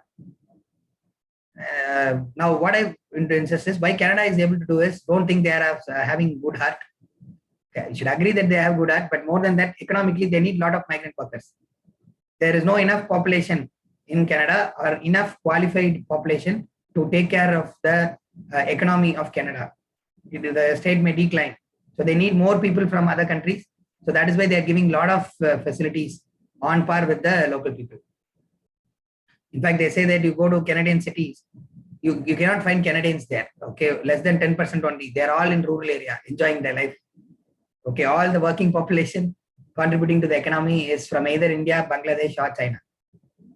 Okay, fine. I want to insist that the world has a job surplus. Okay, labor surplus, labor shortage, I should say. Labor shortage, job is surplus. So it is almost same. Whatever shortage we are having, in jobs, there you have more jobs. Or we have labor surplus, they have labor shortage, so Indian labor can go and work there. Not only in Canada, I am talking about the entire world. So increasingly, India is an immigrant country. And the corona once again has affected our economy because it has stopped more people from moving out of India in search of jobs and other economic opportunities. We want other countries to treat Indian migrant workers in the same way they treat their citizens. Some countries like Canada and other countries and all, they are treating well, but certain countries are not treating Indian citizens on par. For example, USA has H-1B visa. The spouses of those people who are working in USA cannot take up jobs inside USA. And if you want to go to UK, you have to make huge deposits of money in order to settle in United Kingdom. If you want to go to other countries like Gulf countries and all, okay, your visa will be valid only as long as you are working in a company. If the company exploits you, you feel that you want to change the company. If you put papers in a company, your visa will be cancelled by the government. So those people who are working in Gulf countries, they're forced to work in the same company without changing it. Okay, so that is once again a problem. It's called a sponsorship scheme. And now Indian government wants to remove this. And some Gulf countries already have stated that, the companies should give jobs to the local people than the foreigners. Okay. For example, Saudi Arabia, they call it as Nikatak law. Nikatak law. Okay. Which means local people has to be, okay, Nikatak. 10% of the total employees of a company should be locals. Remaining can be abroad. Now, even that 10%, if you see 1 or 2% only will be working locals. 98% of the workforce is mostly from India and Bangladesh in these countries, Saudi Arabia and Gulf countries. So it is a problem for us. So if you want these respective governments to change the way they behave with the Indian migrants, we are persuading them to sign this International Convention on Migrant Workers. Now, these governments will come and ask first whether you have signed. Okay, morally, we have to sign first this convention in order to ask other governments to sign. So, seeing the present scenario when India is becoming a immigrant country, okay, we are in the thinking process, contemplation process of whether to sign this treaty or not. In future, we may be signing. Okay, most probably we will be signing this treaty. Okay, in the interest of Indians. Okay, so International Convention on Migrant Workers. Then this we have it. We have not signed the International Convention against enforced disappearance.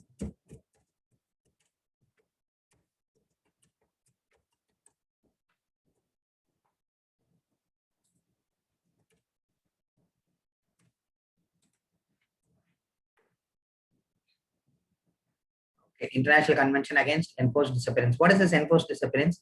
In those countries where there is civil war, the governments will identify who are the troublemakers. For example, Myanmar, the military is now identifying who are the troublemakers. Very prominent leaders, they are keeping in house arrest. You know the location. But ground level leaders and all, they will arrest and put them in undisclosed location. Sometimes, they may exile them, send them out of the country. Sometimes they may kill the opponent leaders and bury them, okay, silently. Okay, so this is called as enforced disappearance. Usually states wherever there is civil dispute, enforced disappearance will take place. This is also done to threaten the citizens. For example, if a small town is agitating, if two people is suddenly disappearing, okay, that we don't know whereabouts, a rumor will be spent that it is the government which has ensured the disappearance, enforced the disappearance. So common people will stop protesting the government. They will accept this subordination. Okay, so this is a strategy which is against human rights, but the strategy that is followed by the various governments, especially governments who are managing civil war areas. So now the International Convention has been created.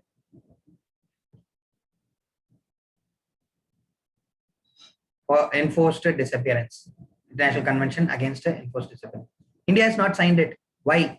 Because Jammu and Kashmir, already the people of Jammu and Kashmir is complaining that the Indian government is doing this enforced disappearance.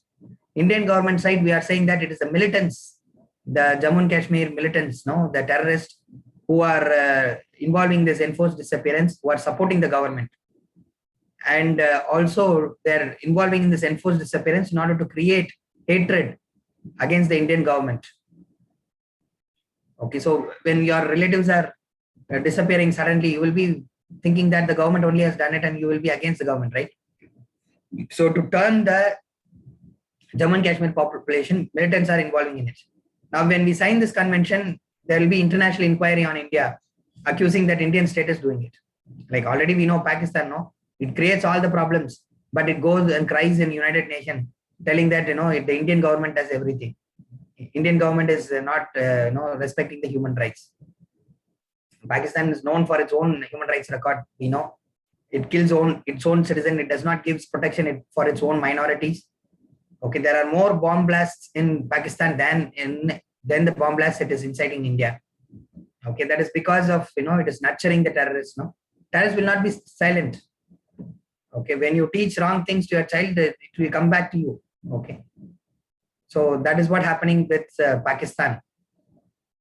Okay, so Pakistan may use this convention to interfere in India's, especially Jammu and Kashmir affair. So until Jammu and Kashmir issue is over, we will not be able to sign this convention.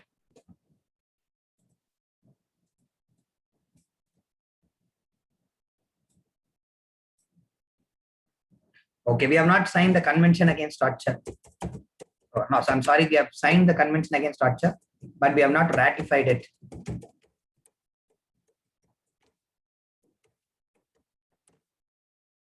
Convention against torture. Why we have not signed this convention against torture is because, once again, in India, custodial torture is the order of the day. Police, involving in custodial torture. Okay, I think most of you have watched Karnan film. Okay, so they show the custodial torture. Okay, so how people can be subjected to torture. It's actually based on a original incident. 2 years before, in 2019, 2 police officials were subjected to death penalty for involving in custodial deaths. Okay, for beating up a person in lockup, and they died. For that, they have been arrested. Now in Tamil Nadu's case also, okay, in Thoothukudi, that 2 people during the lockdown last year, yes, Benix and Jairaj, 2 people has been subject to death, and prosecution is going on. Okay, so most probably, the evidence is very strong, so they think that they will get death penalty or at least lifelong imprisonment, those officials who are involved in. Okay. So there's always a possibility, convention, there's a possibility on using convention against torture, people may come and interfere in India's internal affairs. So until we are making our police force professional, investigation process professional, we cannot ratify it. Now, some of you may ask, sir, what is the difference between signing and ratification? We have signed convention against torture means, in principle, we have accepted that this convention is very good. It should be implemented in India. But however, we are not fine with it. Because, we have to make necessary changes locally. So we have stopped it from enforcing it. Ratification means enforcement of the convention. We have yet to enforce the convention.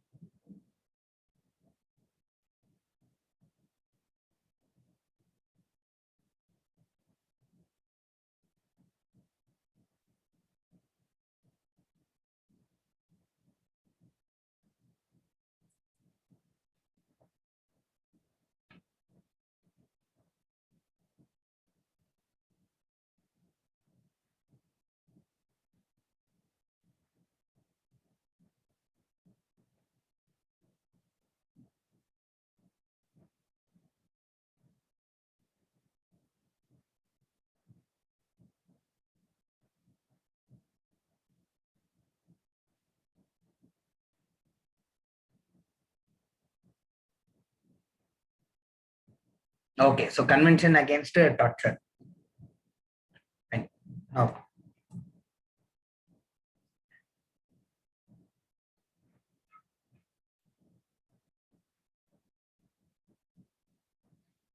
we have not signed the convention, or first, or we should say that is first optional protocol of major conventions.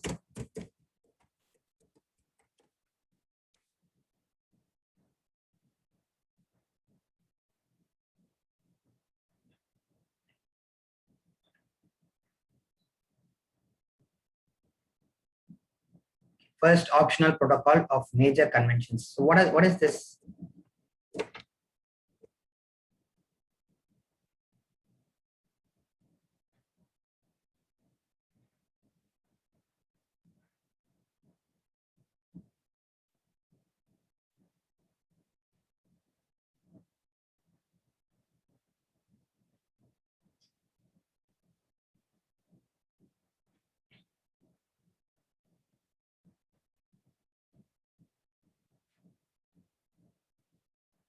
The first optional protocol of major convention is treaty body jurisdiction.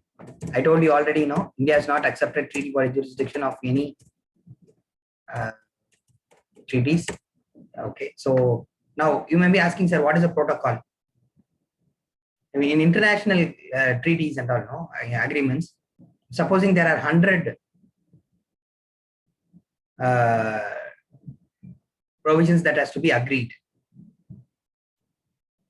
and the 98 provisions is accepted by all the parties, they're okay.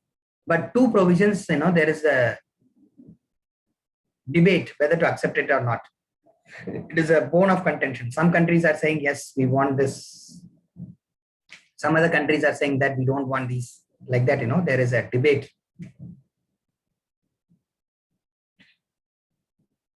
Okay. Assume that, there is a debate like that.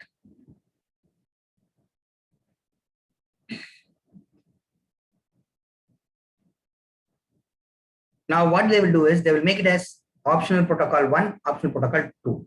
Protocol is nothing but a document. Apart from the main convention, these are the additional documents. When you sign the main convention, you can either sign this protocols or you can leave that because it is optional. Okay, so since 98 provisions is agreeable for all, everybody will sign the main convention. But the 2 protocols, you will be choosy of that. You will either choose it or not. Okay. So the point here is the treaty body jurisdiction is an optional, first optional protocol. We can accept, a country can accept the main convention, but not the treaty body jurisdiction. That is what we have did. Major conventions, we have agreed, we have signed it, ratified it, but optional, the treaty body jurisdiction, we are not accepting because in the name of treaty body, the foreign forces can come inside India and meddle with our internal affairs. Okay, treaty body jurisdiction is fine. Now then, even CAT also, the Convention Against Torture, we have not ratified it because the treaty body jurisdiction is inside the main convention. It is not optional. If you enforce the Convention Against Torture, we will be naturally, automatically accepting the treaty body jurisdiction, which India does not like. Okay, so we want the treaty body jurisdiction should be outside any of the main convention, so that conveniently we can sign the main convention, leave out the first option.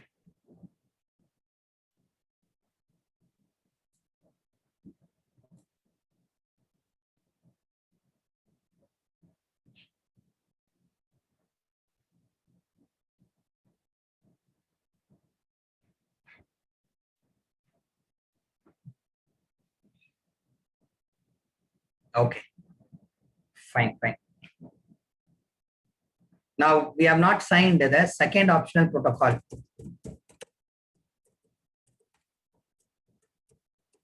For International Convention on Political and Civil Rights. Second optional protocol for International Convention on Political and Civil Rights.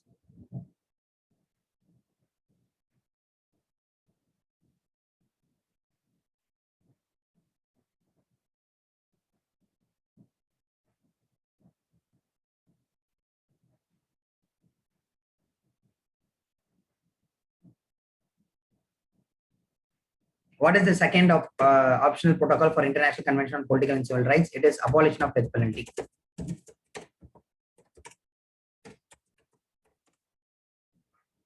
Okay, India has not signed this convention, which means India wants continuation of death penalty. So we should see what are the arguments, okay, that people are making for continuation of death penalty and abolition of death penalty. Okay, so this is like for mains only. Okay, anyway, in some other classes they would not have discussed this, some subjects. Okay, but it is important area of question for your mains examination as well as in interview. So I would like to discuss on this. Okay, what are the points for abolition of death penalty and what are the points for continuation of death penalty in our country? What Indian government is saying, we have to see. Those who are talking about abolition of death penalty, they are saying that, okay, it is a punishment of the past, or only barbarians. Okay, barbarians will, those who are in forest, of old, they will be giving a death penalty. It is a punishment of the past, medieval times, not the modern times. Okay, and justice to be reformative justice, not retributive. What is the difference between these two justices, reformative justice and retributive justice? Reformative justice is to reform people, okay, whereas retributive justice is punishment. That is eye for eye. You are punishing to revenge, take revenge. So they are saying that justice should be reformative, not retributive. So punish to a level that the person reforms. Those who wants continuation of death penalty, they are talking about what is the justice for victim. They are talking about the human rights for the perpetrator of the crime. Okay, so what is the justice to victim? Okay, so when somebody is subjected to a horrendous crime, very serious crime,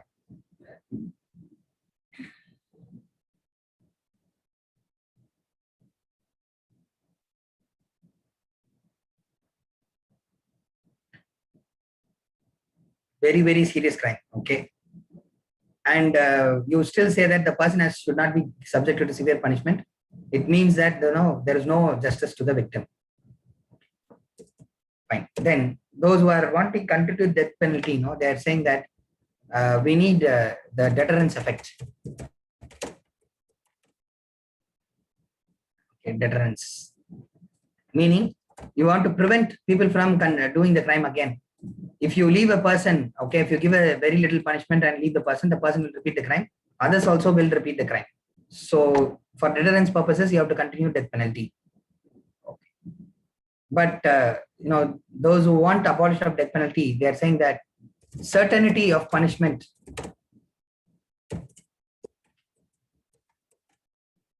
is more important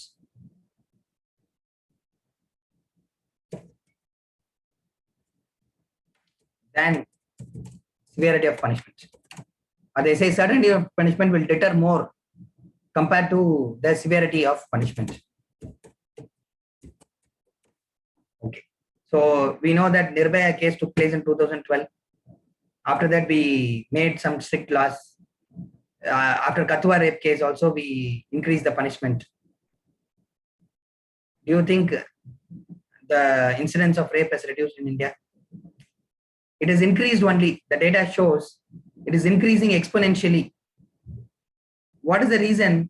You may increase the severity of punishment by law, but on ground, what is happening? If 100 cases are filed, 100 cases are reported, only 20 cases see the light of the day, final judgment. And in that 20 cases, also 2 cases only conviction. People are sent to prison. 18 cases acquittal. And you may ask, what happened to 80 cases, sir? Why it is not seeing the final judgment? The process, in India, process itself is punishment. The way the victim will be treated, the questions that is posed to the victim, okay, and the harassment that the person has to subject, and the delay in justice. So the victim will say, better no, I'll go live a peaceful life.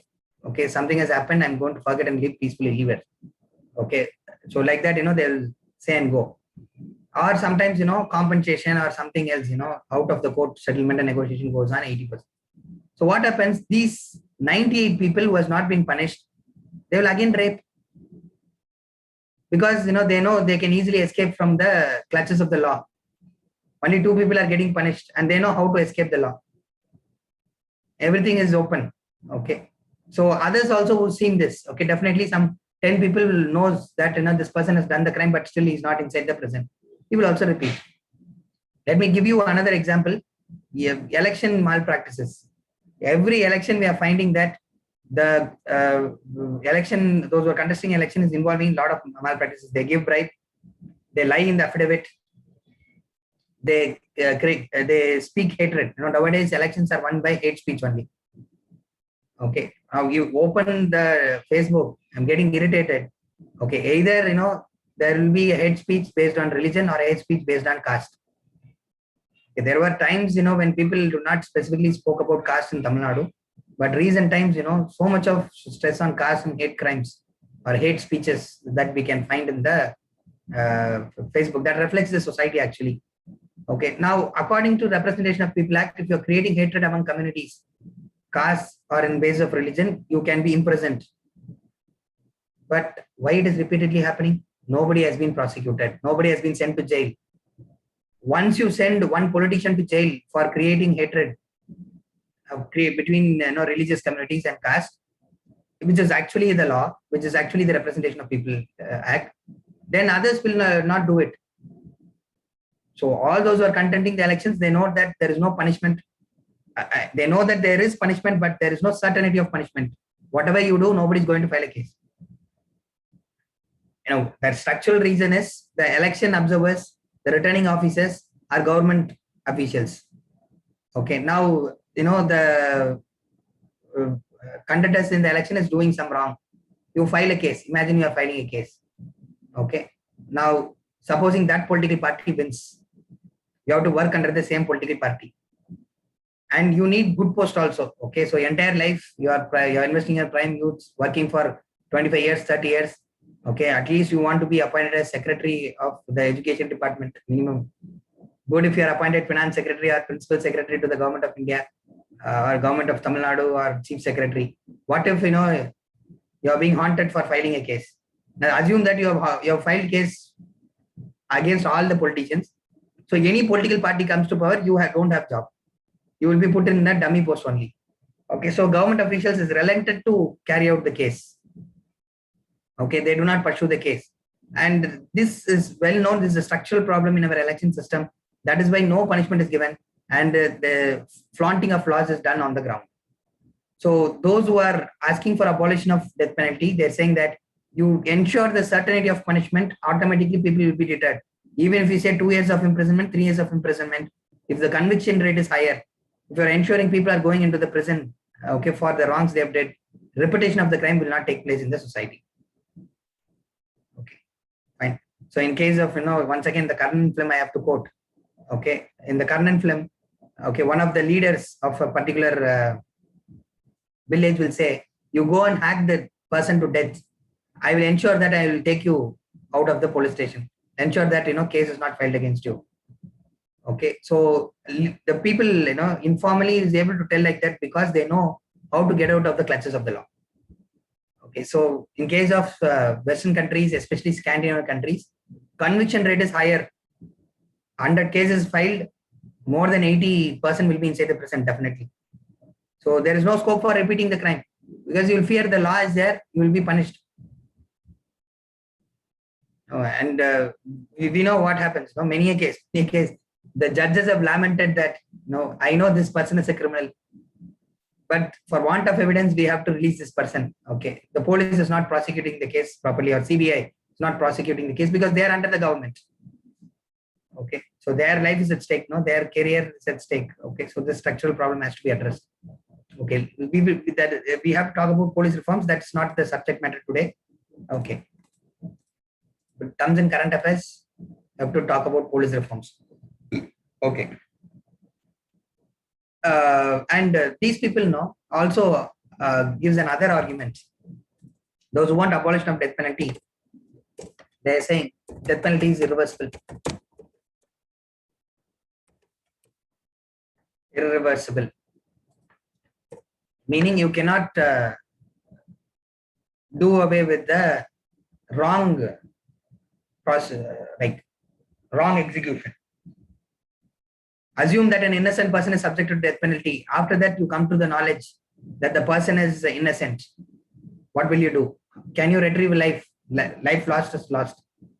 At least if he's in prison, you can release the person and give some compensation, ensure that at least remaining life is living happily, okay, freely. But if you are subjecting a person to death penalty, an innocent person, it is irreversible. Actually, it has happened. Okay, okay. So there was one person, look-alike. Okay, two people, who are similarly looking. Davis Carlos case. Okay, Davis Carlos case in USA, Columbia district, and the Columbia University has documented this case. I'll put it simply: one person would have done the mistake, would be subjected to death penalty. Later on, a video evidence will come. There they will find that the murder was done by a lookalike of a similarly looking person. Now, what about this Davis Carlos? His life cannot be brought back to life. Okay, so if you have not watched this film, Tadayam, this film called as Tadayam in, I think in Netflix, I think, or Amazon Prime, either of this, okay, you can watch there. It talks about, when twins are there, when identical twins are there, and if you are not able to identify who's the criminal, you cannot punish both. Because you're punishing one, then you find another person has been punished, or another person is the culprit. Then, you are curtailing the liberty of the individual. I am sorry, Tadam. It's not Tadayam, it's Tadam. Thanks. Okay, somebody is reminding me. The film name is Tadam. Okay.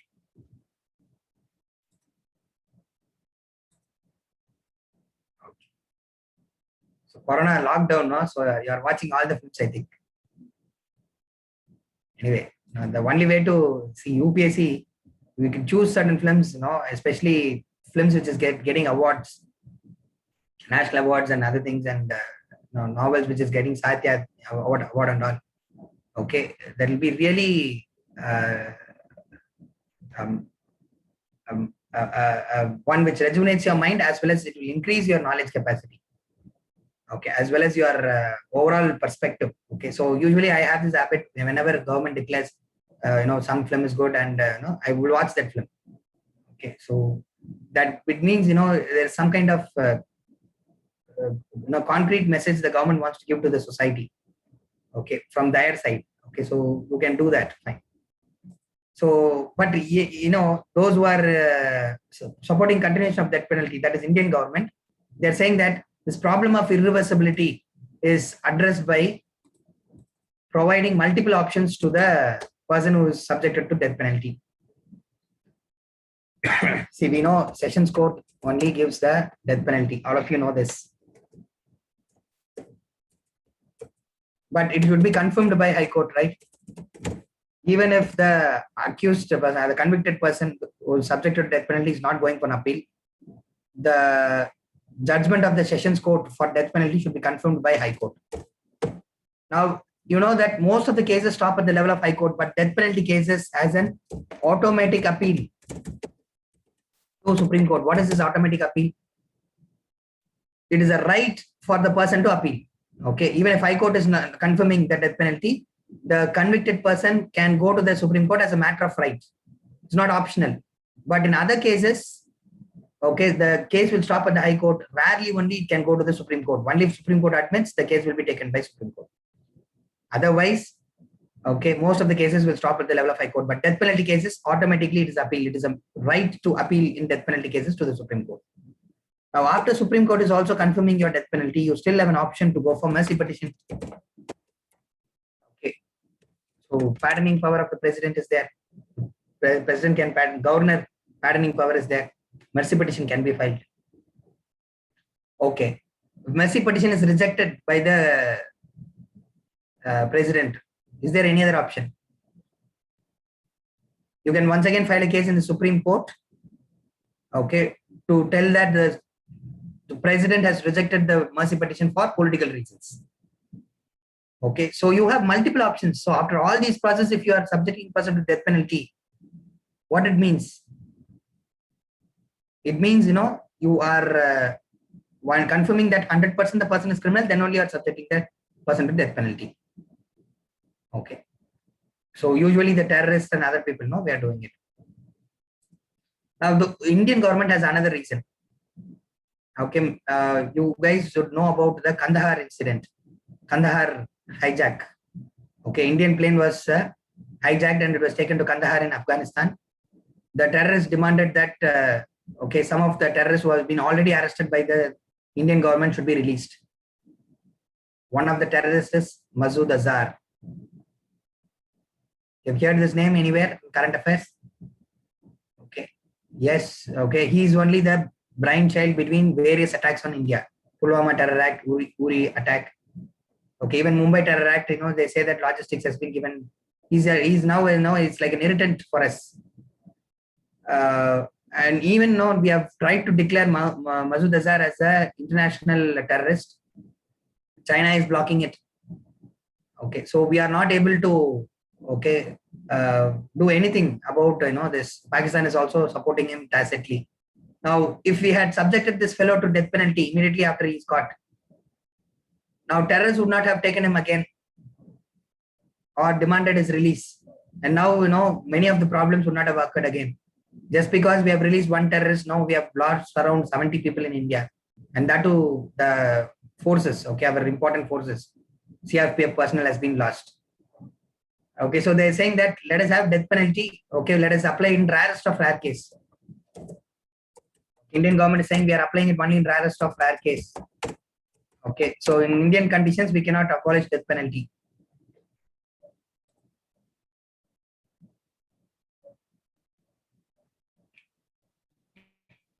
Yes, review petition is also there. One of me is helping me, telling that, sir, now if Supreme Court is confirming the death penalty, even there you can file a review petition. Sometimes curative petition also can be filed. What is the difference between review petition and curative petition? Review petition is the question whether you have done the wrong or not. But sometimes you will accept the crime. But you will say that death penalty is too heavy, so please give me a lesser punishment. Okay, you can ask for a cure in the Supreme Court. Sometimes, cure can be given. Okay. So we have a lot of chances, and moreover, in case of India, Indian society is a transition, society in transition.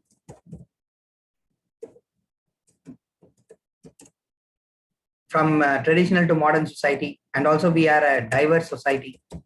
It is said in sociology that diverse societies and transition societies will have highest crime, highest rate of crime, because value differences will be there. If entirely the society is traditional, everybody follows the same values, no problem. If the entire society is modern, all of them follow the same values, no problem.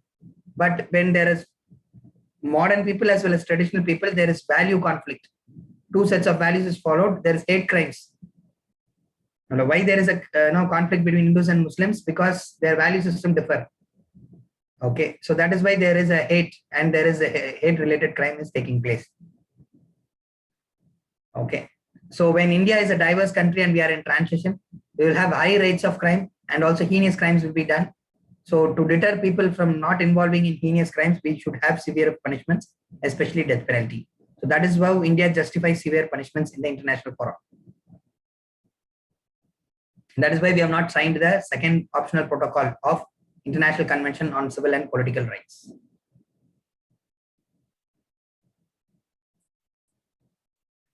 Okay. So I think you have understood this. Any doubts?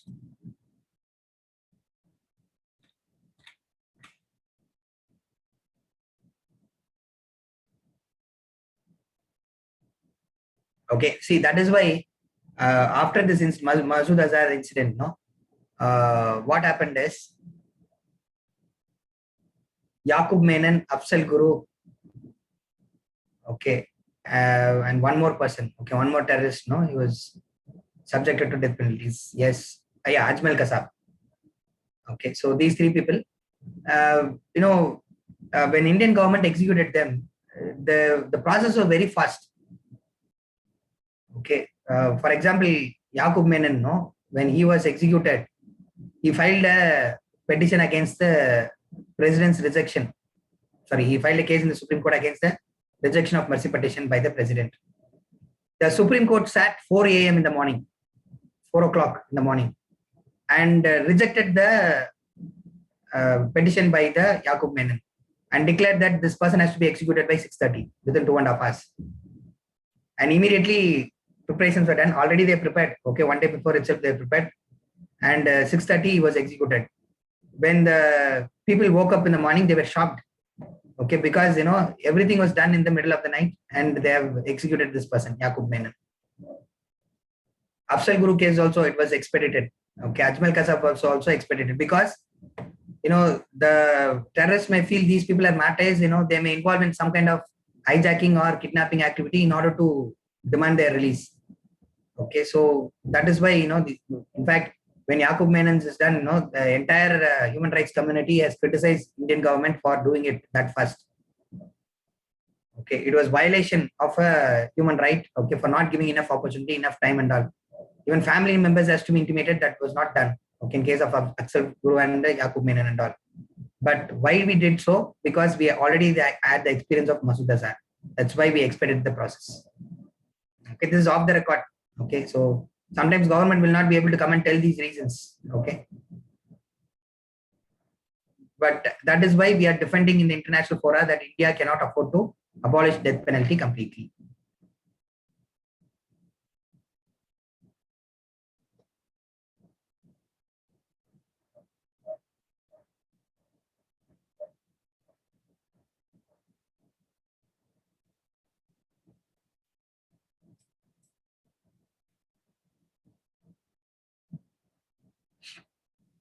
Okay, fine.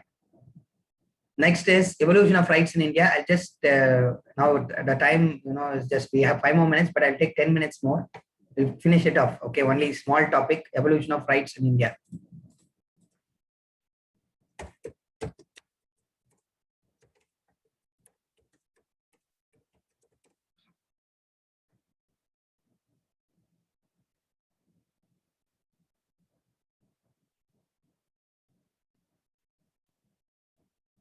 Okay, so we think that the rights that is we are having in fundamental rights, equality, liberty, and all, is a Western concept.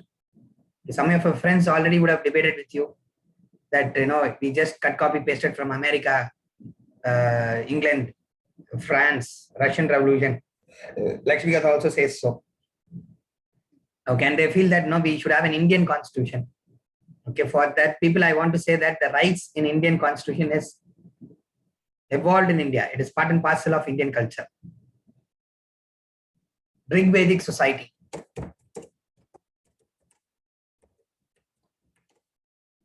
Okay, it is an equal society. Okay, equality and plurality. Now, what is a equal society? We've already seen in polity, equality is not possible. Perfect equality is not possible. Okay, as a young people, when I came to civil service preparation, I was adamant. No, some people told that perfect equality is not possible. I said, no, it is possible. Okay, if you all work. No, but as we see things, we realize that practically perfect equality is not possible. But equal society is possible. Equal society is possible. How? Okay, this is where we must understand. A society is called unequal when only few groups have the opportunities to reach higher levels. When few groups are denied the opportunities to reach the higher levels. Okay, for example, once again, the Karnan film I have to quote. Okay, wherein the bus stop facility is not given because education opportunity will be denied. Okay, so what happens is, when people are not able to allow to come up in life just because they are for a particular community, then that is inequality. An equal society is which gives equal opportunities for all to become unequals. I've told already, right? Now I should ask a question to you. What are the 3 important sectors, powerful positions in society which influences the entire society? Yes, Archana, you're right. Equal society gives equal opportunities. Good. Yeah. Now tell me, which are the 3 sectors which is powerful positions in society which influences the society?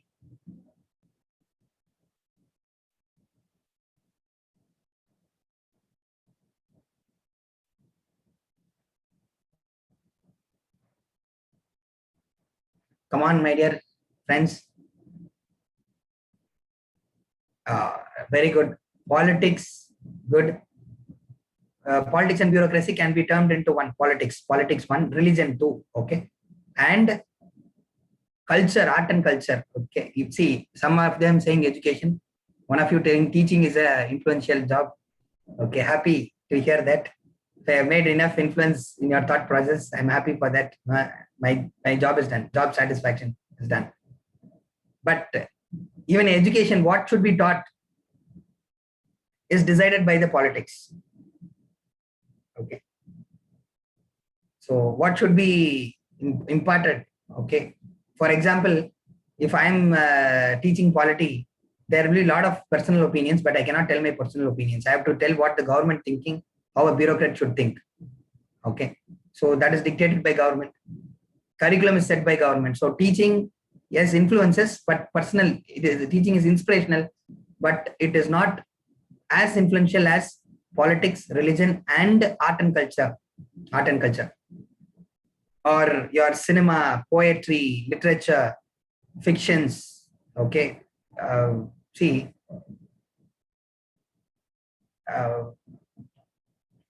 many important messages. No, see, that I should remember Vivek, the actor Vivek who died recently. I like his dialogue. Okay, in one of the film, he will say, people have understood that there is a serious disease called as cancer, and it needs public attention only after seeing the cinema. Okay, awareness can be easily reached to the people. Okay, so many socially influential films have come. Okay, which talks about women equality. Okay, Tappan, and The Great Indian Kitchen. Okay, and Matar Bhumi, like I think some Maratha movie. I think I'm not telling the name correctly. Okay, so there are a lot of movies, which brings in social awareness easily, comfortably. Okay, it will convince people easily. So art and culture is the best way to reach the minds of the people. Even politicians use cinema actors and actresses in their political campaigns because you can easily reach people. At the same time, now, just before the elections, nowadays we are finding cinema related to politics will come. Okay, it's just to cross the image, about a particular political party strongly in the minds of the people. Okay, sometimes that is why ruling parties, if a cinema is against them, they will censure it, or they will ensure that film is not coming until the election is over. Okay, so art and culture is that powerful. So the point I'm trying to say is, these three powerful positions, it should not be reserved for one community. When it is reserved, or many communities are prevented from entering these institutions, that society is unequal.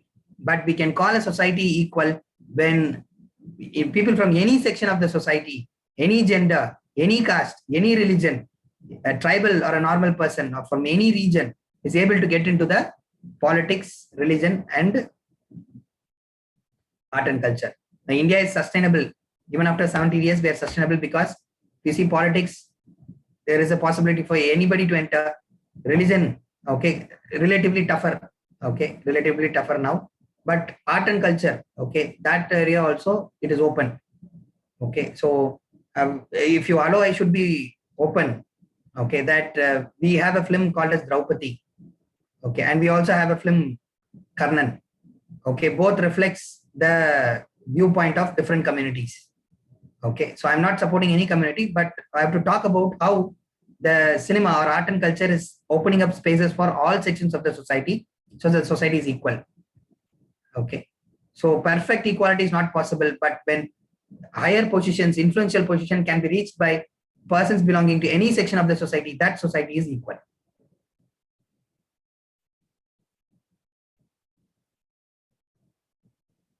In Rigvedic society, there was inequality. It's not that all were perfectly equal, all were in all status.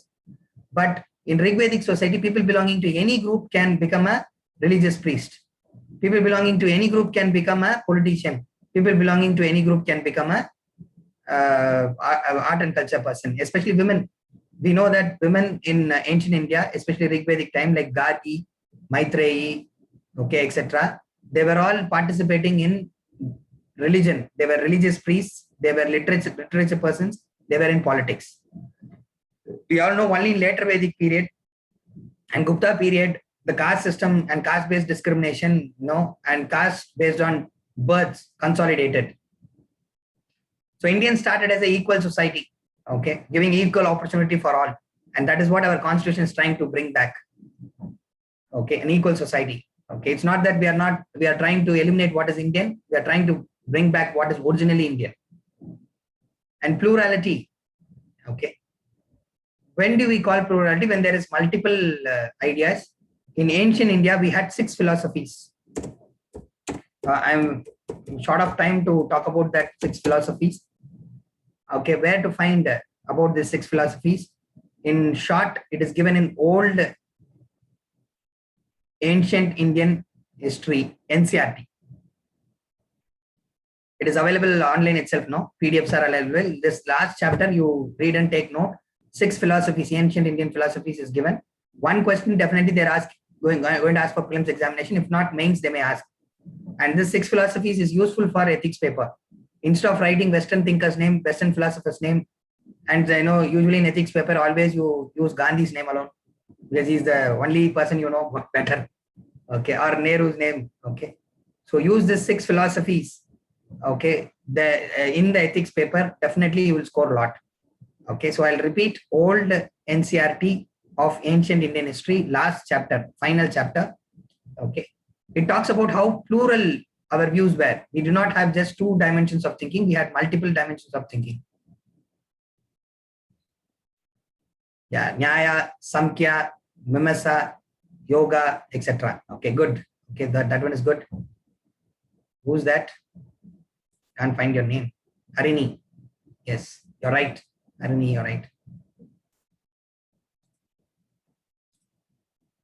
Okay, so you can write them. Okay, and other things, sir would have said, oh, like, it's fine. So do read them. Okay, so this is not part of rights issue. This definitely there is a question from this area. So read them. Now I want to say that why we are calling Rigvedic is plural society is because of multiple ideologies, and plural societies always will be equal. In unequal societies, no plurality. There will be only one ideology, one thinking. I will tell you an example. Suppose you are in college. Your junior is coming to you. And you are having an opinion. Okay, you are saying, see, DMK has come to power. So DMK will do best. Okay, so they'll provide the services well. But your junior is saying, no.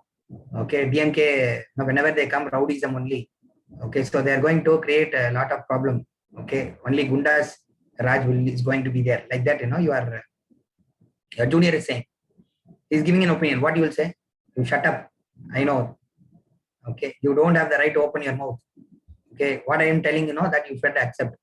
Why do we say that? Because we think that juniors are inferior to us. They are unequal to us.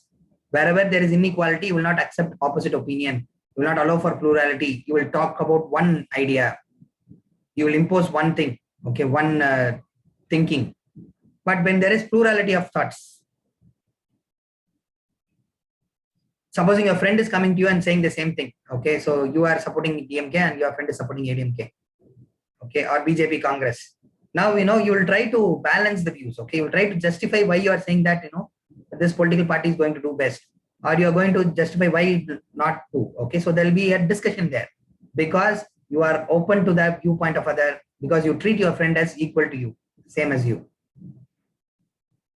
Fine. Next is Buddhism. Okay, Buddhism talks about equality, Why it is talking about equality? Because women as well as lower caste also can become priests, monks. And Buddhism talked against caste-based inequality, especially discrimination. That is the reason, most of the scheduled castes want to convert to Buddhism. Okay, Ambedkar converted to Buddhism for the same reason, because it spoke of equality.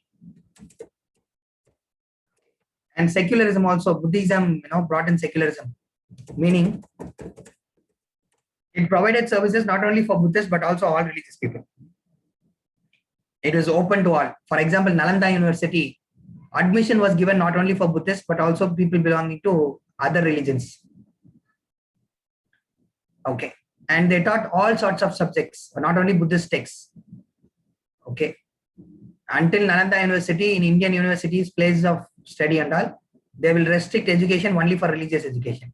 But Buddhism, okay, went for secularism. Jainism, can anybody tell me what is the special form of vegetarianism that is followed by Jainism?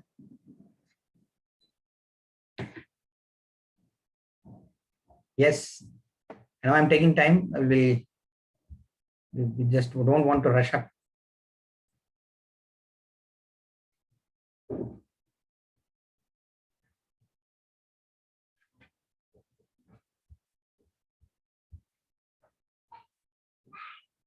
Yes, they do not eat the onions and garlic. That is the general knowledge. But they should not eat the root crops. Why they should not eat the root crops? When you eat the root crops, the life of the plant will be taken away. Okay, but if you eat leaf crops, no, like vegetables, fruits, and leaves, the plant can replenish it while still living, while still sustaining. Okay, so that is why they don't eat the root crops. Okay, but those who are practicing that vegetarianism does not know the philosophy behind it. Many of us don't know what is the philosophy behind our practices, traditions. Okay. Now, in case of Jainism, see, we are talking about right to life, not only for human beings, not only for animals, even for microbes as well as the plants. If you see the Jain monks, no, I lived in a place where there is a substantial population of Jains are there. Okay, in Uti. Okay, I have also attended their ceremonies. Okay, and good philosophy. Very very inspiring philosophy. Okay, where they treat people equally. Okay, they talk about equality of all.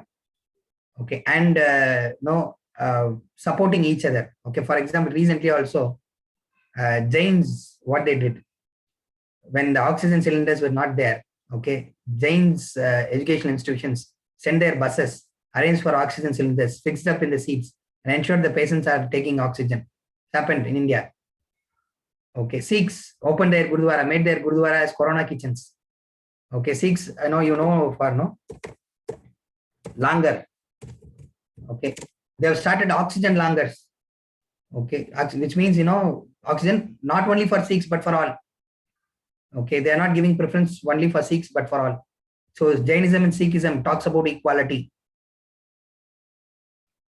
Even the Sanatana Dharma of Hinduism, if you read the ancient scriptures, Rig Veda and the Sanatana Dharma in its original sense, it also talks about equality. There are many verses in the Rig Veda, Yajur, Sama, Atharva Veda, which talks about equality. Ramanujam, okay, Adi Shankarar. These people they talked about equality, okay, between people. Okay. I'll come to that incident if you want me to tell. Okay, but before that, Jainism talks about right to life. Seeks equality. Okay, and then Charvaka philosophy, or I should say Lokayuta school. Okay, so it's one of the ancient philosophies which talks about right to liberty. It says that if you live a life, you should live a life with liberty. Nobody should control you. The religions and caste must exist for you, not the reverse. The same thing I've been telling you in Constitution, right? Human is center. All the social institutions should exist for the individual. This philosophy is not just Western philosophy of individualism. This individualism is already spoken in Lokayuta school, right to liberty. Okay, human beings as the central thing of all. Okay, primacy of individuals. Then I can also quote Sufi movement, Bhakti movement, which allowed for lower caste also to become priest. Okay, Bhakti movement is that is why very popular. Okay, so if you see, the common public is more interested in Bhakti movement and Sufi movement saints than the traditional saints. It's because of lower castes also. There were lower caste saints who were allowed to be the religious leaders, religiously influential people. Now I'm writing all these things.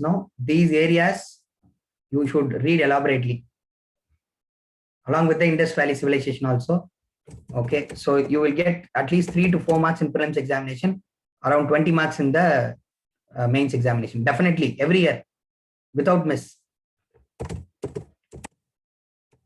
Rarely they will miss in a particular year. Rarely they will miss questions from this area. Okay, but regularly there will be questions from these area every year item. Okay, so very crucial. Please read them in detail. Okay, so that you can fortify 4 marks, 4 questions, which is difficult questions in prelims, as well as to which others will not answer.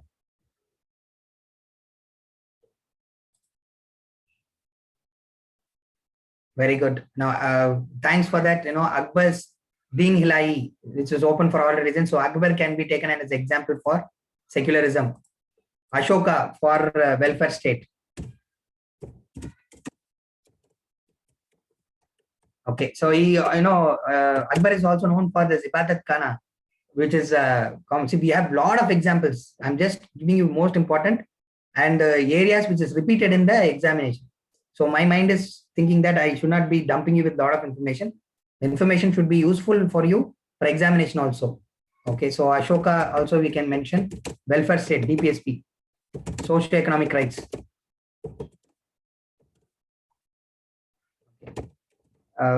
Maybe I think governance sir, Arun sir should have told you already. Right to information, okay, can be inspired from Ashoka in his edicts. Okay, in the the stupas, the Ashoka will share the information of the government with the people. Okay, so right to information, the very modern concept, also can be linked to Ashoka's edicts, the stupas. That is why they are regularly asking questions from Ashoka also. Last year there was a question on Ashoka. Okay, Ashoka's edicts, stupas.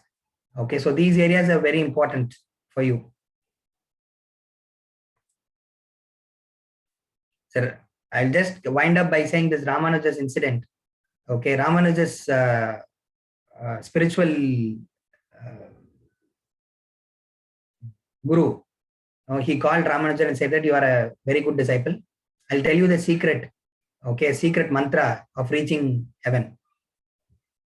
If you tell this secret mantra every day, recite it, you will go to heaven, definitely. But you should not tell it to others. If you are communicating to others, to the common public, you will go to hell. Okay, he said, like me, when you are going to die, you can, communicate it to another true disciple. Okay, fine. But what happened is, the Ramanuja went to the Vishnu temple. Okay, he stood up over the temple and he would shout that mantra. Commonly, he will tell to all public. Okay, right to equality. Okay, telling that Om Namo Narayana. That is the mantra. Okay, so that is what recited now in most of the Vishnu temples, Vaishnavite families. They recited regularly every day. Okay, this Om Namo Narayana is the mantra that is given by the spiritual guru. Now, spiritual guru got angry and he called Ramanujan and asked, "Why have you done this? Why have you done this? You have made a very wrong thing. Now you should reach hell only." He said, "It is better. Okay, all the common people are reaching heaven, only me going to hell. Instead of I only going to heaven, all other people are reaching the hell." Okay, so when something is beneficial for the society, it should be going to all. It is their choice whether they follow or not. But if this is the secret of reaching heaven, I don't believe in heaven and other concepts, but still, the essence of Ramanuja I really admire. When he says that when something is good, it should be reaching all sections of the society, irrespective of their caste status, irrespective of their social position, is what we call it as right to equality. Okay, so Adi Shankara, Shankaracharya or Adi Shankara or this person Ramanuja, these people, many other saints, in Hinduism also, they have talked about equality. So equality is essentially an Indian concept. Okay, it is a parallelly spoken idea, philosophy, along with the mainstream inequality that we are facing. Okay, caste-based discrimination that we are facing. Okay, and remember why UPSC keeps on asking questions on these areas is because these areas are talking about equality. They talk about liberty. Okay, they actually talk about the Indianness of rights that we are incorporated in Indian Constitution. The immediate inspiration for equality, liberty, other things, I agree, it is Western. Okay, so because our leaders, educated in the Western civilization, they They did not get an opportunity to read ancient civilization.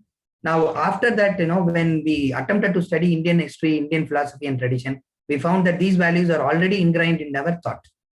Okay, only to be forgotten in the later period, in the medieval times. Okay, done. So we have done with the rights issue. Okay, World Constitution, have we completed for your batch? World Constitution, comparison of World Constitution. No. Okay, so I'll be taking that class to you later. Oh, it is Wednesday. Okay, fine. Tuesday. Okay, I'll check. I'll check the schedule. Okay, so let's meet then. Okay, fine. Okay, until that, keep safe. Thank you.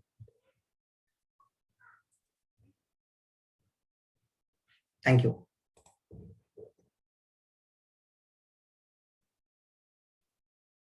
Good night. Good night. Good night. Thank you to all. Thank you, sir. Thank you.